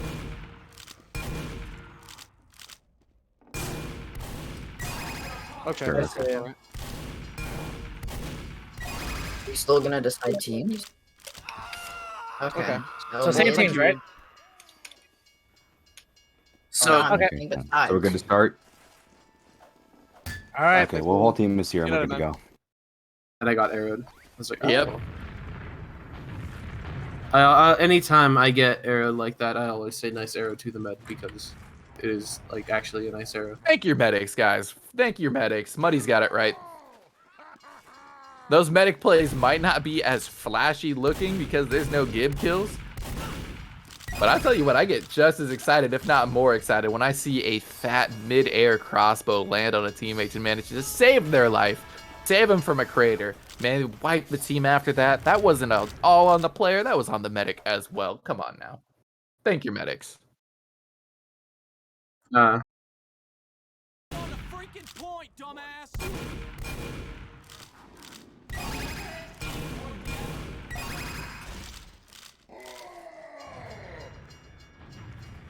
Let's see. So I think Psyker is on the wrong team here. He's on blue, but otherwise should be good to go.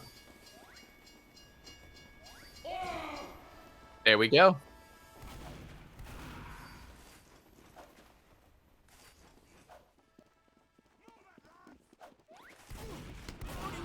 Perfect. Alright. So I think they're playing a full set of 2 rounds, like as if they were starting from scratch. Yeah, I think it's just easier to do it that way.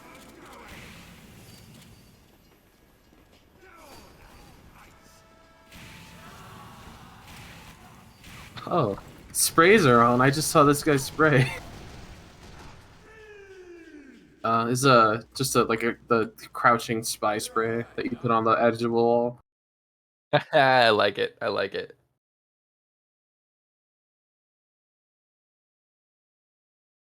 Yeah, Can do, will do.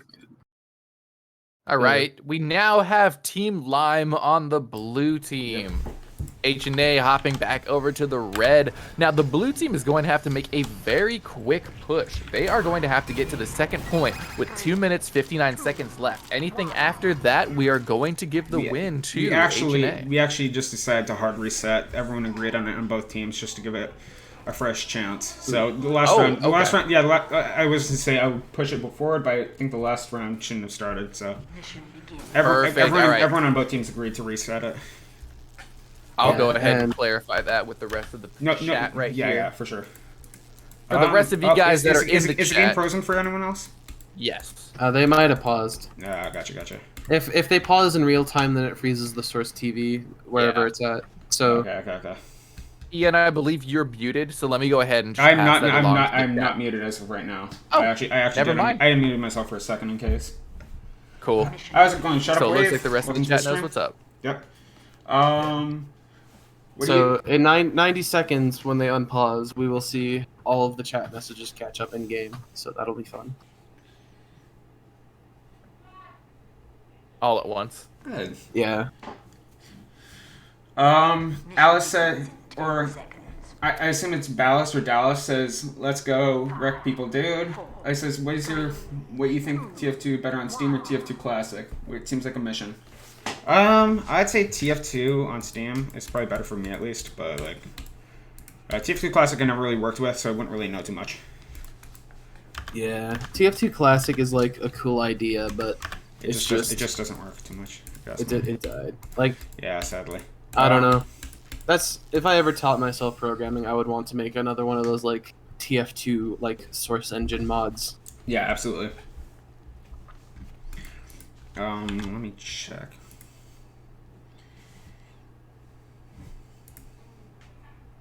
I always love it when it's paused in a player's midair. They're just in constant free fall. Yeah.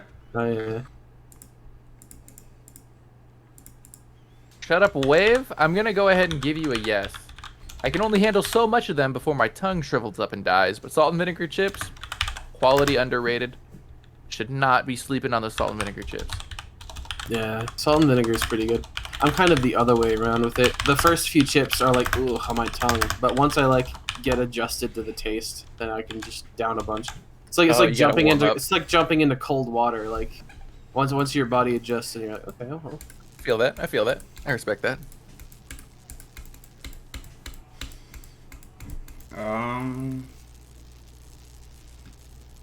No one likes them. Interesting. I mean, it's I like salt and vinegar. Yeah, it's either you love it or you hate it, essentially.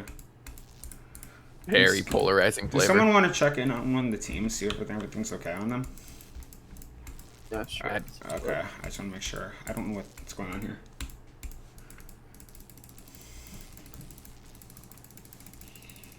All we know is that one of the teams has paused. For those of you guys that are hanging out in the chat still, we appreciate you guys.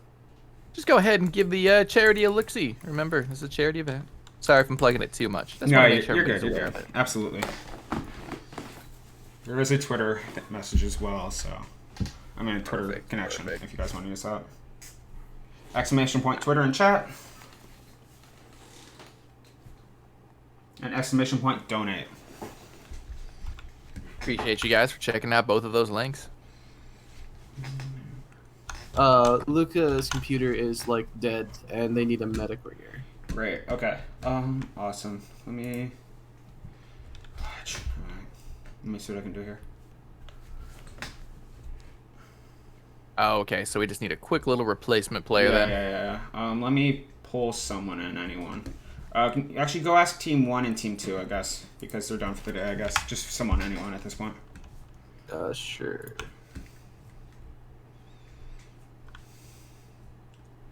Well, we definitely need 9 players if we're going to be doing a 9v9. Yeah, absolutely. I'll see where they're at right now.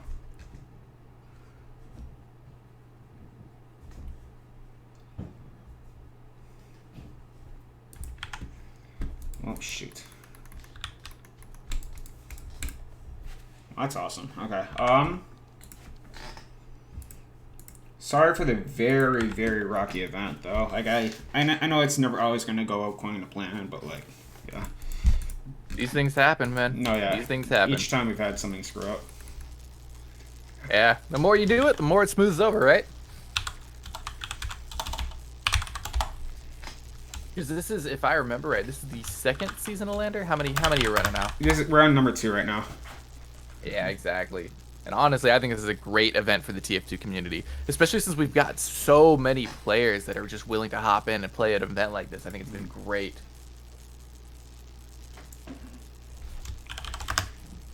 And I completely agree with that. If TF2 had an esports scene, I think everybody in this chat is going to be extremely excited to see something like that. They would love to see that. Yeah. All right.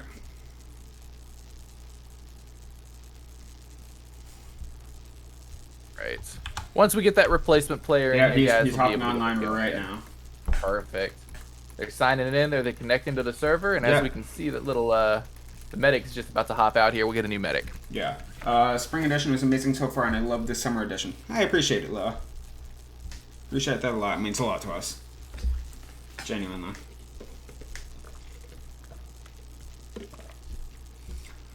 Should not have lasted this long, then, before. Yeah, those things unfortunately happen, though, especially with live events.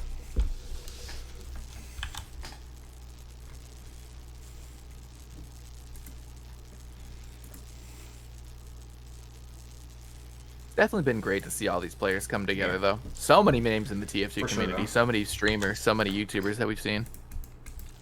Absolutely. Oh, absolutely. Man with the megaphone. Man with the megaphone. I like that name.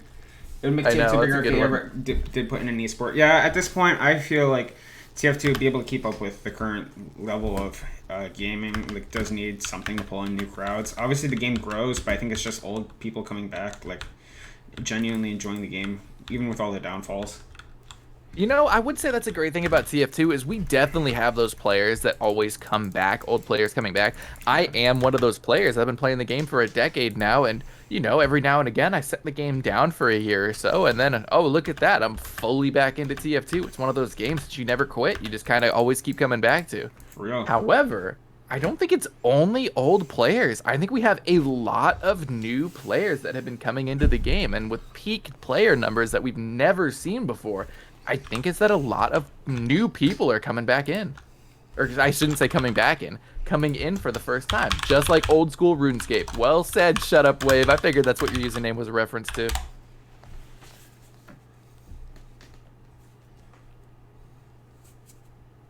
And that's another interesting thing, too. I've noticed a lot of the players I run into these days, the age demographic kind of skews younger, which means they can't really be old players coming back again for the first time in a while. Which is interesting to think about, for the game being as old as it is and being not, I wouldn't even say disconnected, because like they have, oh, hold on 1 second. Yo, what's up? Mega? You got an invite link? I found 2 ringers for our team. Soul is going to be joining, I thought. What do we need? Soul's our medic. We need a scout and a pyro, and I found him. Oh, so crap. Okay, yeah. Here, yeah, gotcha. Discord, just DM it to me and I'll give it to them right now and they can join in. For sure. It's gonna be medics and something else. Yeah, I got you. Apparently, Inferno needs to talk to me after stream. Fudge. Okay. Yeah, there's gonna need to be a conversation just in general. So. Great. Okay. But that's for later. Don't worry about it. Like I said, it's not your fault. No. Yeah.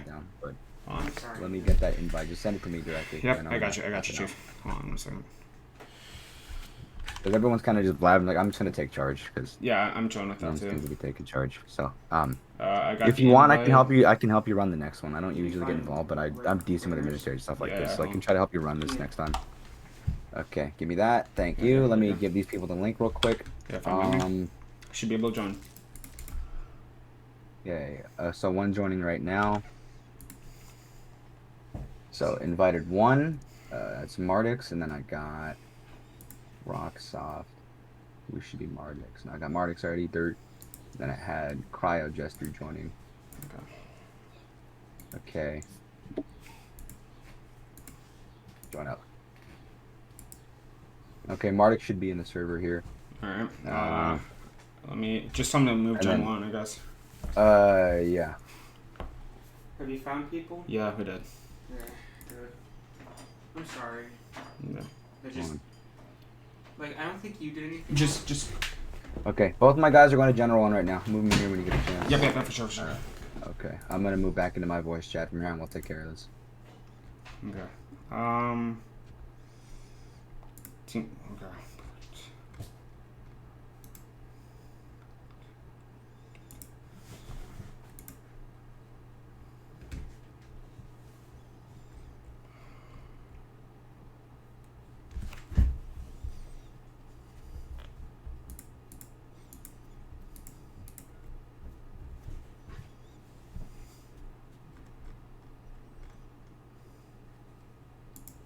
Say back in 2011.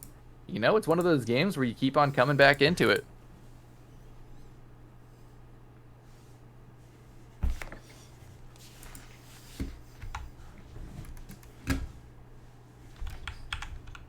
How many of you guys have been those players, by the way?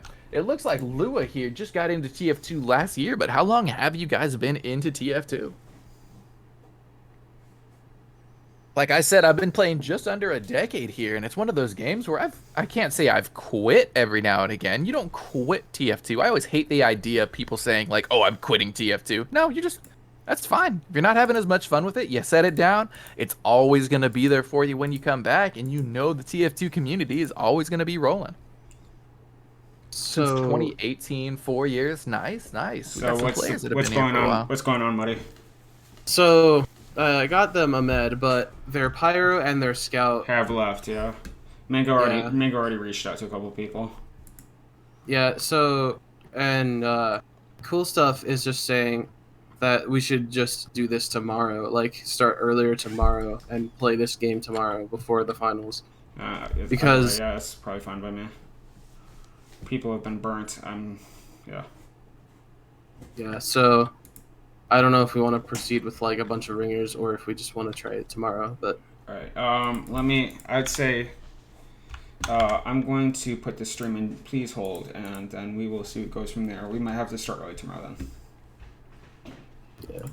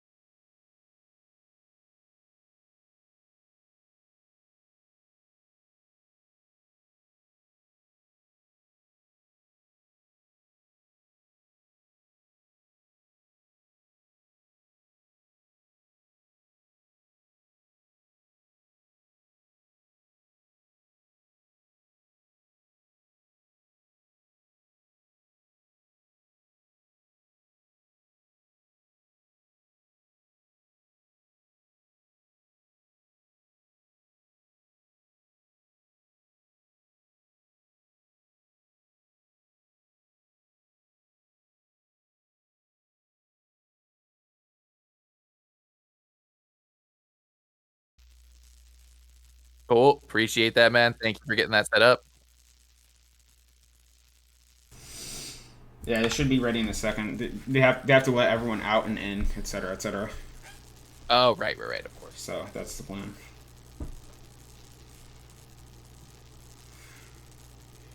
Yeah. That's one issue about 90-second delays.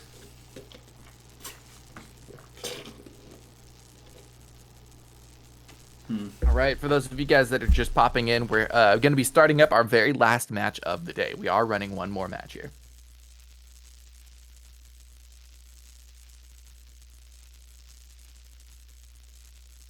Oh, yeah. Lua, I hope that answered your question there. We're going to be running one more game. This will be the last game for the day, and then we'll get rolling. Yeah. So get ready for that. We're going to be doing it today and tomorrow. Remember, guys, this is going to be a 2-day event. So if you guys are available tomorrow, tune in at, I believe, is that 10 a.m., Ian?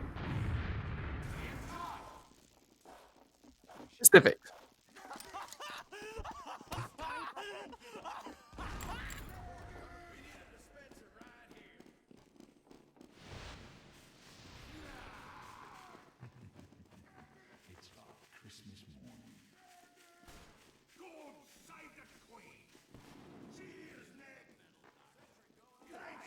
Absolutely.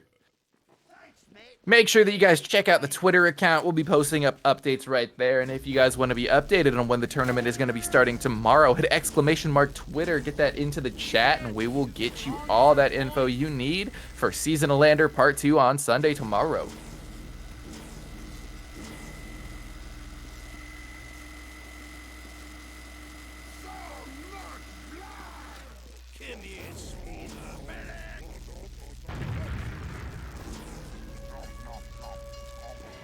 There we go.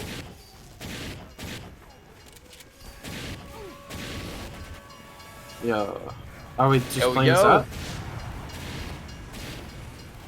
All right.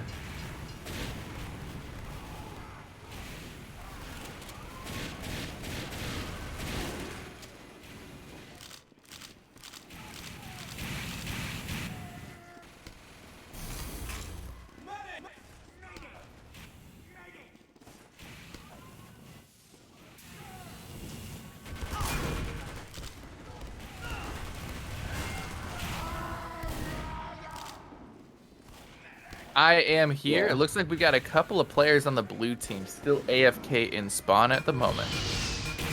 Oh, never mind. They're moving. There we go. All right, so we've got the blue team pushing out right here. The red team spy is running around within the blue team, getting a little bit of info here, but it looks like he's going to go invis, fall back, just kind of cloak and dagger that in the back and try to get some info for their team. Now, as we were talking about earlier, the train tracks is going to be the low ground, and it's usually not where the blue team wants to push. It's going to be much easier for the blue team to push onto the high ground, and it looks like we've got a couple of blue players Red seems to making be their way. trying to forward hold here. They're already inside the house. Yeah, their sniper. The scout's going to be, walking up for a free pick. Or he fears the sniper. Fears the might of Charmander. You're definitely right about that forward hold, though. We've got a lot of the red team, including the heavy, actually just pushing forward with the medic. And honestly, I'm surprised the meds kind of lived this long. And he gets out, too. Yeah, it looks like ran out by Grom a is very scout. familiar with this map. He's fought with a pyro. He says, I don't care. I'm just going to walk out with full Uber. There we go. Now the red team, they actually have their sentry pulled back a little farther than we were used to seeing in the earlier games. And is that the medic that just went down for the red team? Yeah. Charmander got stabbed, just let the blue sniper peek for free, and he got the med. Oh man, and here comes that blue team pushing out onto the point. The heavy is going to have to fall back. Looks like he's healing up a little bit, gonna hopefully get back into the fight for the red team because they're gonna need a nice meat shield out in front. Oh yeah. Ian, do HUD reload scheme to fix your, the HUD timer up top.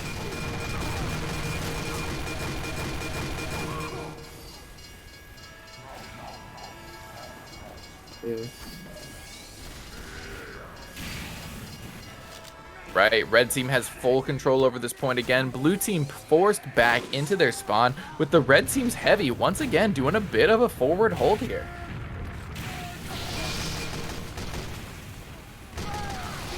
And it looks like that forward hold is paying off with Psyker getting 2 picks as he pushes the blue team out of there.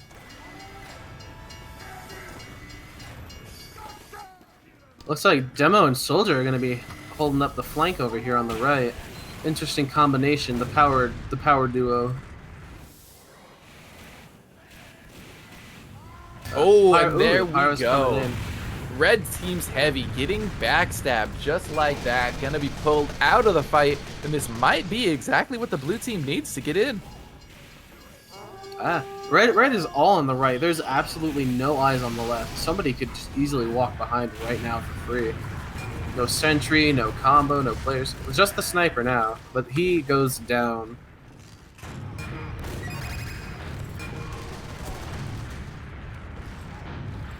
It looks like the heavy realized, oh, there's nobody here. I guess I should defend this. The laser battle, heavy v heavy, but the soldier comes in to save the day. Definitely a good hold by the red team so far that they do not want to give the blue team that point.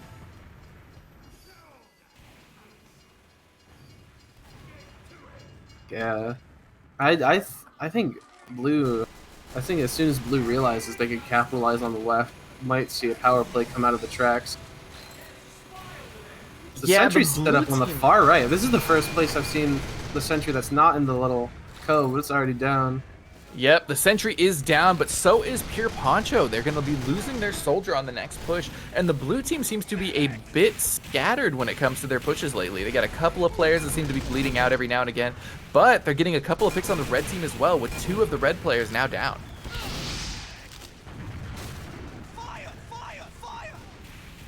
Yeah, it is very interesting that red. I've not seen a red hard hold right this much before, and blue also not really capitalize on the lefts before. Because it's kind of just the sniper is the only one who consistently watches the left side. Right. And it looks like, actually, it's Pure Poncho that seems to be dying very often, but one thing I've noticed that every time he dies, he manages to pull the red team's sentry down with him. I think blue got forced here, so they gotta walk in with this. There we go. Yep, look at that. Blue team's Uber is better. The heavy's just kind of mowing everyone down until the red uses. Oh, never mind. Red did already use their Uber, and would you look at that. Blue team is just sort of walking onto this point, pushing a lot of the red team off, but that demo is going to go down to the sentry. He did not see it in time. This heavy is still in it to win it. He does eventually get taken out. Yep. Oh, it is overgrown, CP overgrown. You might have seen it. It's on TF Connect. This is NA versus EU a little while back. Very interesting map. A lot of great flank routes and high ground for the blue team, but a lot of good defensive positions for the red team as well. I find this to be a very interesting map to both watch and I can imagine play, but I can't even say I've played on this map before. Yeah, I've played a couple pugs on it. It is it's pretty fun. Oh yeah. Oh man, red team down their medic again. If the blue team can get together and get one good oh, they're actually already on the point with only 10 seconds left. If the blue team is able to cap this, they've got a chance. They've got a great chance at winning this. Yeah, Red's got very sparse players, no sentry. If blue can just keep up the pressure, they might get this point.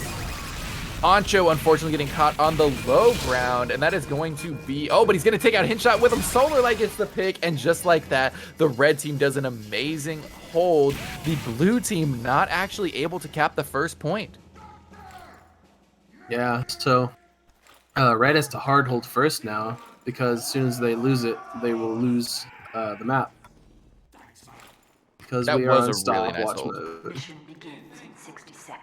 Yeah, it was very interesting to see both teams kind of play that very hard right, because usually one would rotate or they would just kind of watch both at the same time. But it was a full-on combo versus combo, like duel, duking it out. You'll love to see those. You'll love to see them. That was a really nice hold. Now let's see if the red team here, I should start using team names. Let's see if Lime here is able to hold off just as well as HNA was. Let's see. Wrench is on the... He's got the teleporter already up, and I think he was using the Eureka effects. He's got a tele and a sentry already up. Yeah, and it seems like the right call here. His sentry is in a much more traditional place, you know, according to the last few matches that we've seen. It looked like Lime is, sorry, it looked like H&A on the last game had their sentry in some very interesting spots. A little pulled back, sometimes on the far right, as we saw earlier. Absolutely. And it looks like coming into this, where's Blue's combo headed? They're coming to the right. They are in it for the right fight again. And it looks like we've already got some picks on the red team. The red team down their soldier and their sniper, but the blue team down a scout and an engineer. Very interesting. The red scout's actually at blue spawn, keeping the med, sniper, and pyro all distracted for a good while. Ooh.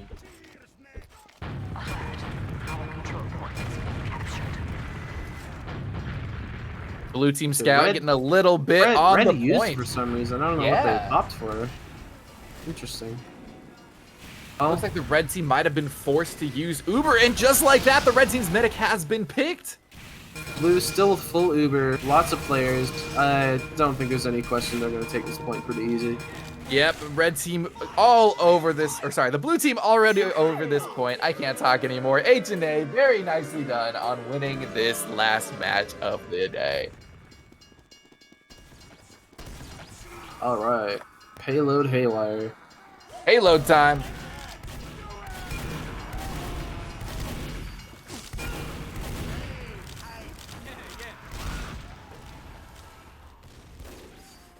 We saw a very fast push from H&A. We're going to see if they can do that again on payload this time. We're going to be switching the server over to the next map, guys. If you give us one quick second, we'll be getting our next game going shortly underway.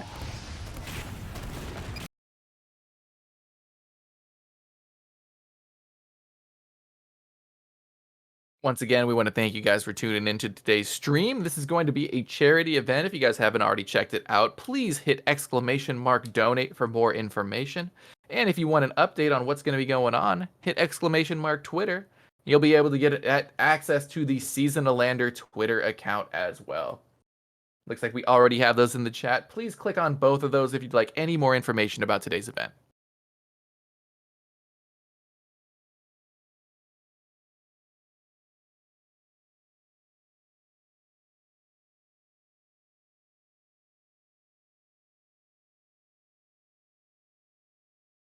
Alright, I'm gonna get in the server and make sure they're all good with the teams they're on. All that. Give it a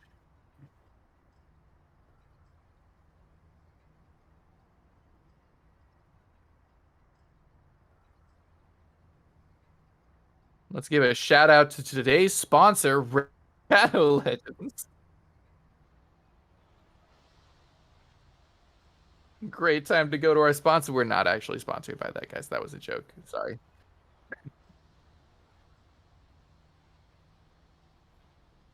Oh man, this has been such a cool event though. Like I always come back to talking about the TF2 community, I know, but it's just cool to see so many players that are, you know, eager to jump in, play these matches.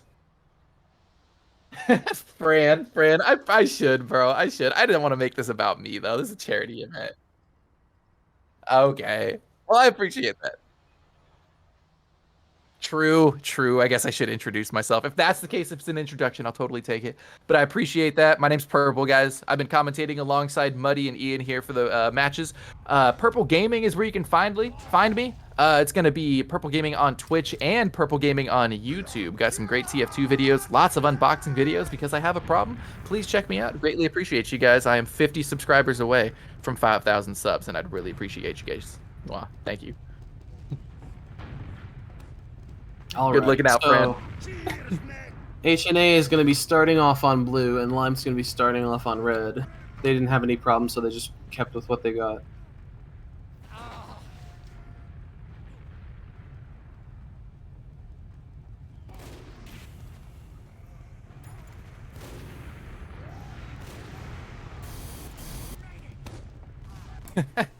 But yeah, I was muted for some reason. But thank you for Lua for saying that.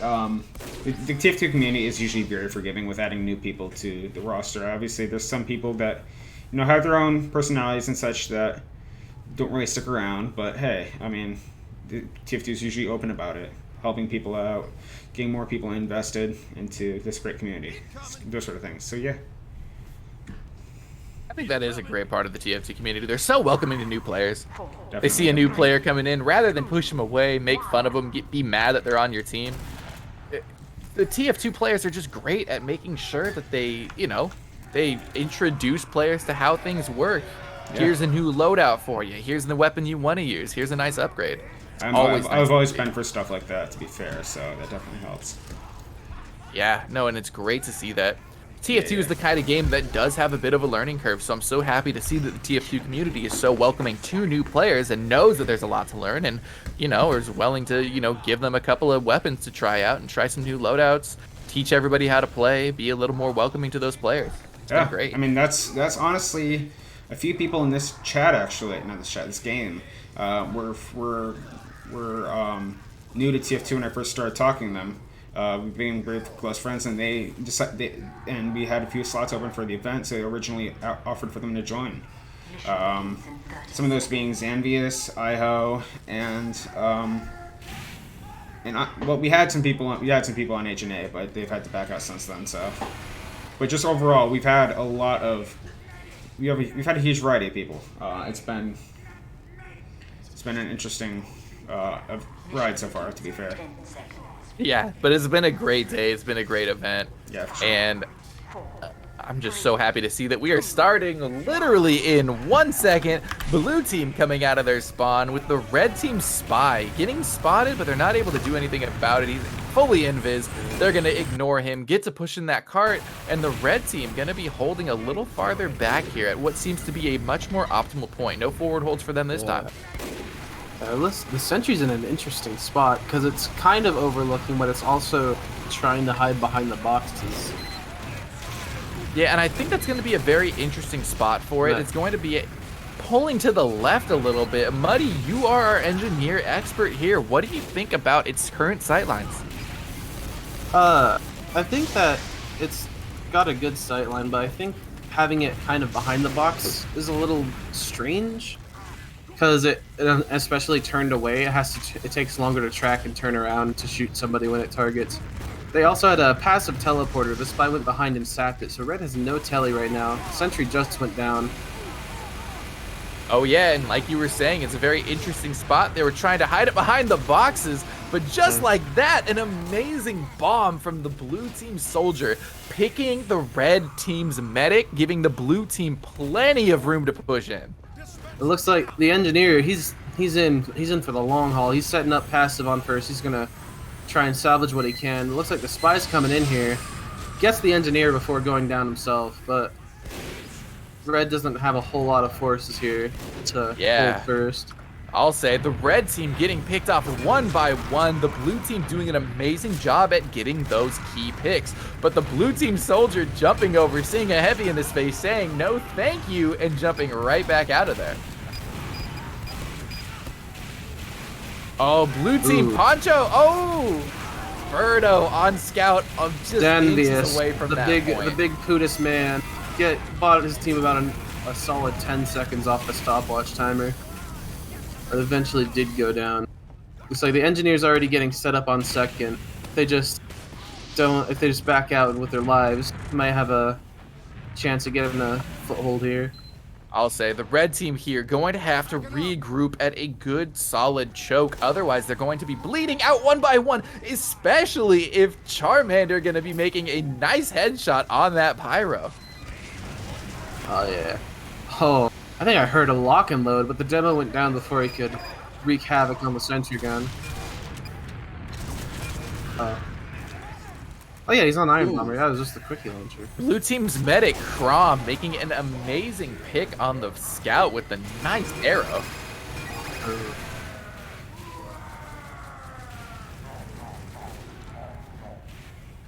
Yeah, the blue team going through loads of players right here. Iho's on the lock and load. That's what I heard. Okay.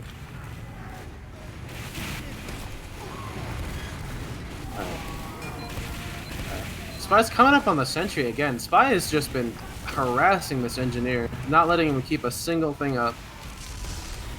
As the sentry goes down yet again. Blue team Spy is definitely getting some work done, and I should say a lot of the blue team is getting some work done. Everybody on the blue team seems to be making some amazing picks. Pinch shot on the Spy, getting a nice face stab. The sniper and medic, the dynamic duo.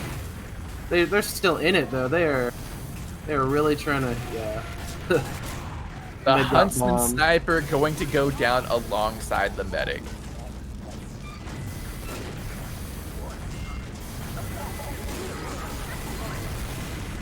Yeah, third is just not a great point to hold because it's right there next to second. I'd love to see it like held, but I just don't know how feasible it is. Yeah, I think the red team is just trying to do their best to hold it up. Oh, you're right.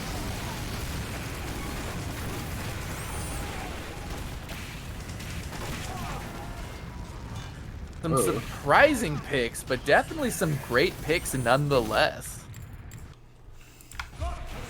Blue team now even has a mini sentry on the point. Yeah, they're taking a second to get all their health back, heal up, and they're gonna walk back in for this fight here. Solo power, the red med barely gets out with his health. He's still in the danger zone though. Oh, I guess the pack. I have a feeling Iho's gimmicking at this point because he's using lock and load with Blue's cannon. Blue Ubers. Oh, dude. No. Oh, man. Oh, there it is. Red team medic going down once again. Birdo getting an amazing pick. The Blitzsager. Gotta keep the self-survivability. So, Red doesn't have much here. They do have a demo, a heavy, and a sentry, though, so any stragglers should hopefully get appropriately punished. Oh, wait. Oh, Blue? I guess Blue wiped a lot, too, because they're all walking back up to the front lines. Absolutely. Red has a second to breathe here, get all their players back up. That Spy is ruthless. I'll say the Spy has been doing loads of damage on the blue team here. Yeah, Pinshot has just been terrorizing that engineer. No sentry gun for you.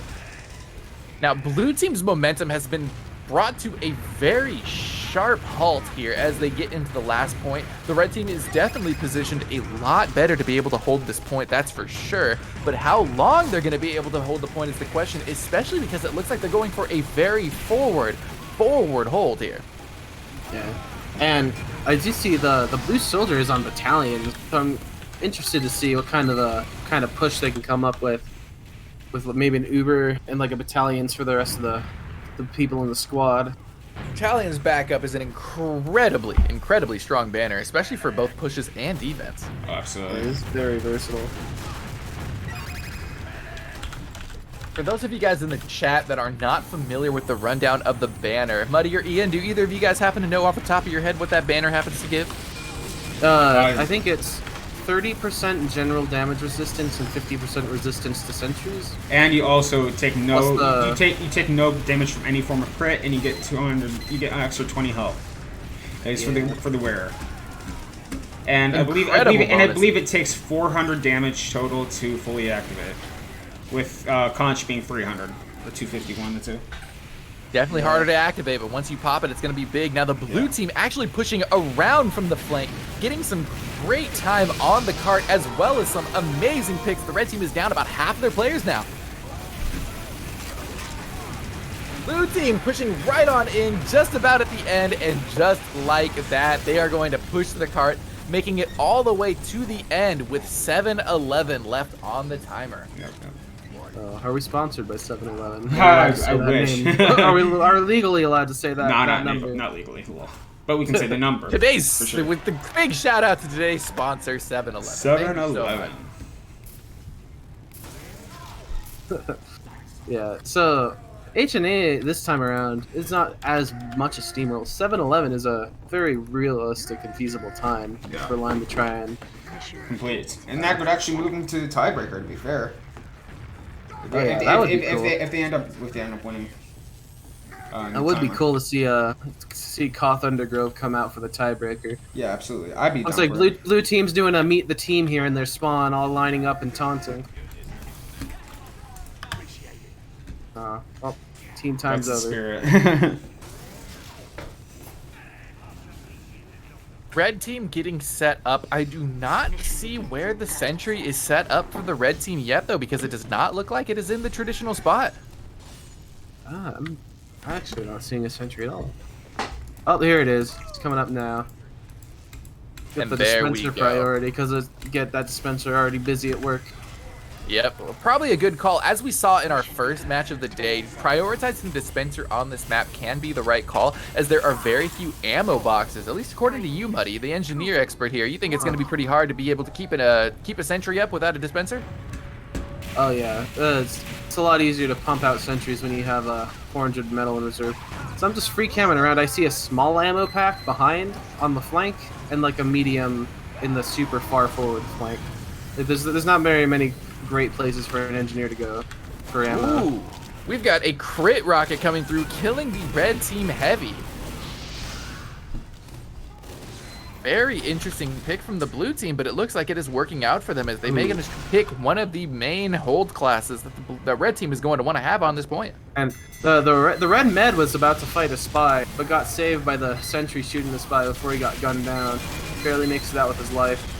Teleporter actually on red is in front of the health pack, so you can't collect the health pack because you stand on the teleporter instead. It's blocking the health pack. An incredible demo night pick on the medic. Wow, Eho coming through with an amazing, perfect swing. Medic going down. Wow, amazing pick, amazing pick. Ooh. The soldier and Engie, the flanker, are gonna try and come through this elbow behind red, but they just get shut down immediately. I've seen the blue team trying to make a couple of pushes through that spiral staircase. A couple of them have been getting through and getting some damage in, but the red team manages to have some, I'm assuming, some great communication as they're able to just turn around and eviscerate anybody trying to come through that hallway. Yeah. It also helps that there's a sentry that can turn around and just... Exactly. That sentry We do have ready. a scout. We have a scout hiding behind on blue. The other scout catches him. It's going to be a scout v scout. Well, one with heals and backup, so we all know how that turns out. Comes the demo knight, man. rocking the skull cutter. Yep, Unfortunately, tried to doesn't get come much. through with that. Unfortunately, gonna get spotted. Now the red team sentry did go down, which means the blue team is able to get loads of time and distance on this cart, pushing it through that little downhill slope there. The blue team managing to push this cart all the way through that first row. It's not looking at a great position here. Avocado fish, random crits are not enabled. Since this is competitive, we managed to make it as overall non-RNG as we possibly can, so. Yeah. So you can only get crits with Crits Krieg or like the Frontier Justice. It's a comp conflict. And while Red's men and the flank up there are fighting, the Heavy's just been getting cart time. He's been trucking away. I'll say plenty of distance just from that Heavy sitting on that thing. Amazingly well done all the way up there, almost at the first point already. Yeah, and Red continues to just walk back up, which means a spy or a scout or anybody who can get behind can just get lots of cart time. As long as they don't trigger the sticky trap. Oh, they have a teleporter! Blue has a teleporter on first. Lol. Oh yeah, you thought you probably saw a crit rocket. Earlier on you can have Crits Krieg, but nobody's running Crits Krieg at the moment, as far as I'm aware. Random crits are disabled, but there are other ways to get crits if you have like certain weapons in your arsenal. Yeah, Crits Krieg or Frontier Justice. Or battalions like, backup, etc. He's had. Yeah.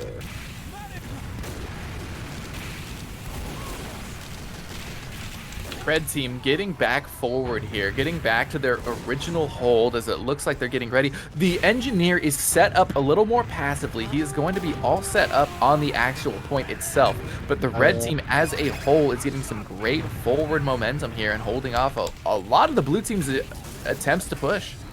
Yeah, the cart's already rolled back a sizable bit. A bit further, and the engineer could probably afford to move back up, kind of get back on the front lines. But it is good to have some eyes in the back to make sure no funny shenanigans, sneak caps happen. Solar Light and Charmander both getting some amazing picks right here for the red team, holding the blue team's push off fairly well. Ooh, and just like that, multiple headshots, backstabs galore. All of the blue team almost dead right here. They're forced to regroup and hold back. It looks like a lot of the blue team is trying to go for individual picks lately. It is unfortunate. They have 30 seconds left. Before, I think they will get overtime because they have extra time on the stopwatch. Absolutely, they do. You'll have to have 1 point at that point. Right? So they'll still have to. They still have 4 points to get. I don't think they have time for it, but since they have extra reserve time in the stopwatch, they can at least get overtime for first, I think. Yeah, that's what I was thinking as well. Mission ends in 10 seconds. They've got 10 Red Uber is seconds coming here, in. guys. They're just walking. They kind of taped down their W keys and they said, "Let's do it." We got this Uber. Scout trying to get to that cart, unfortunately not able to, which means H&A is going to take the second round. Yeah. And that is the end of day 1. That is it, guys. H&A are winners for the second round of Highlander matches here today. Big congrats to H&A and a big thank you to Lime for playing very well as well. Incredible games to watch today. It's H&A and Degroot Knights will be moving on to the next round tomorrow for the winners bracket, and unfortunately for losers bracket, there is going to be Lime and Carny Kaijus. Well, as far as that's planned. Good game to everyone, though. Thank you all for participating for now.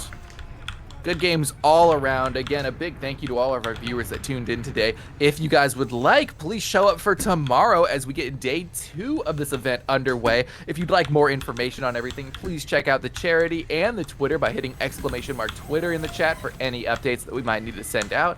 And hit !Donate if you're at all interested in throwing out a donation to a great, great cause.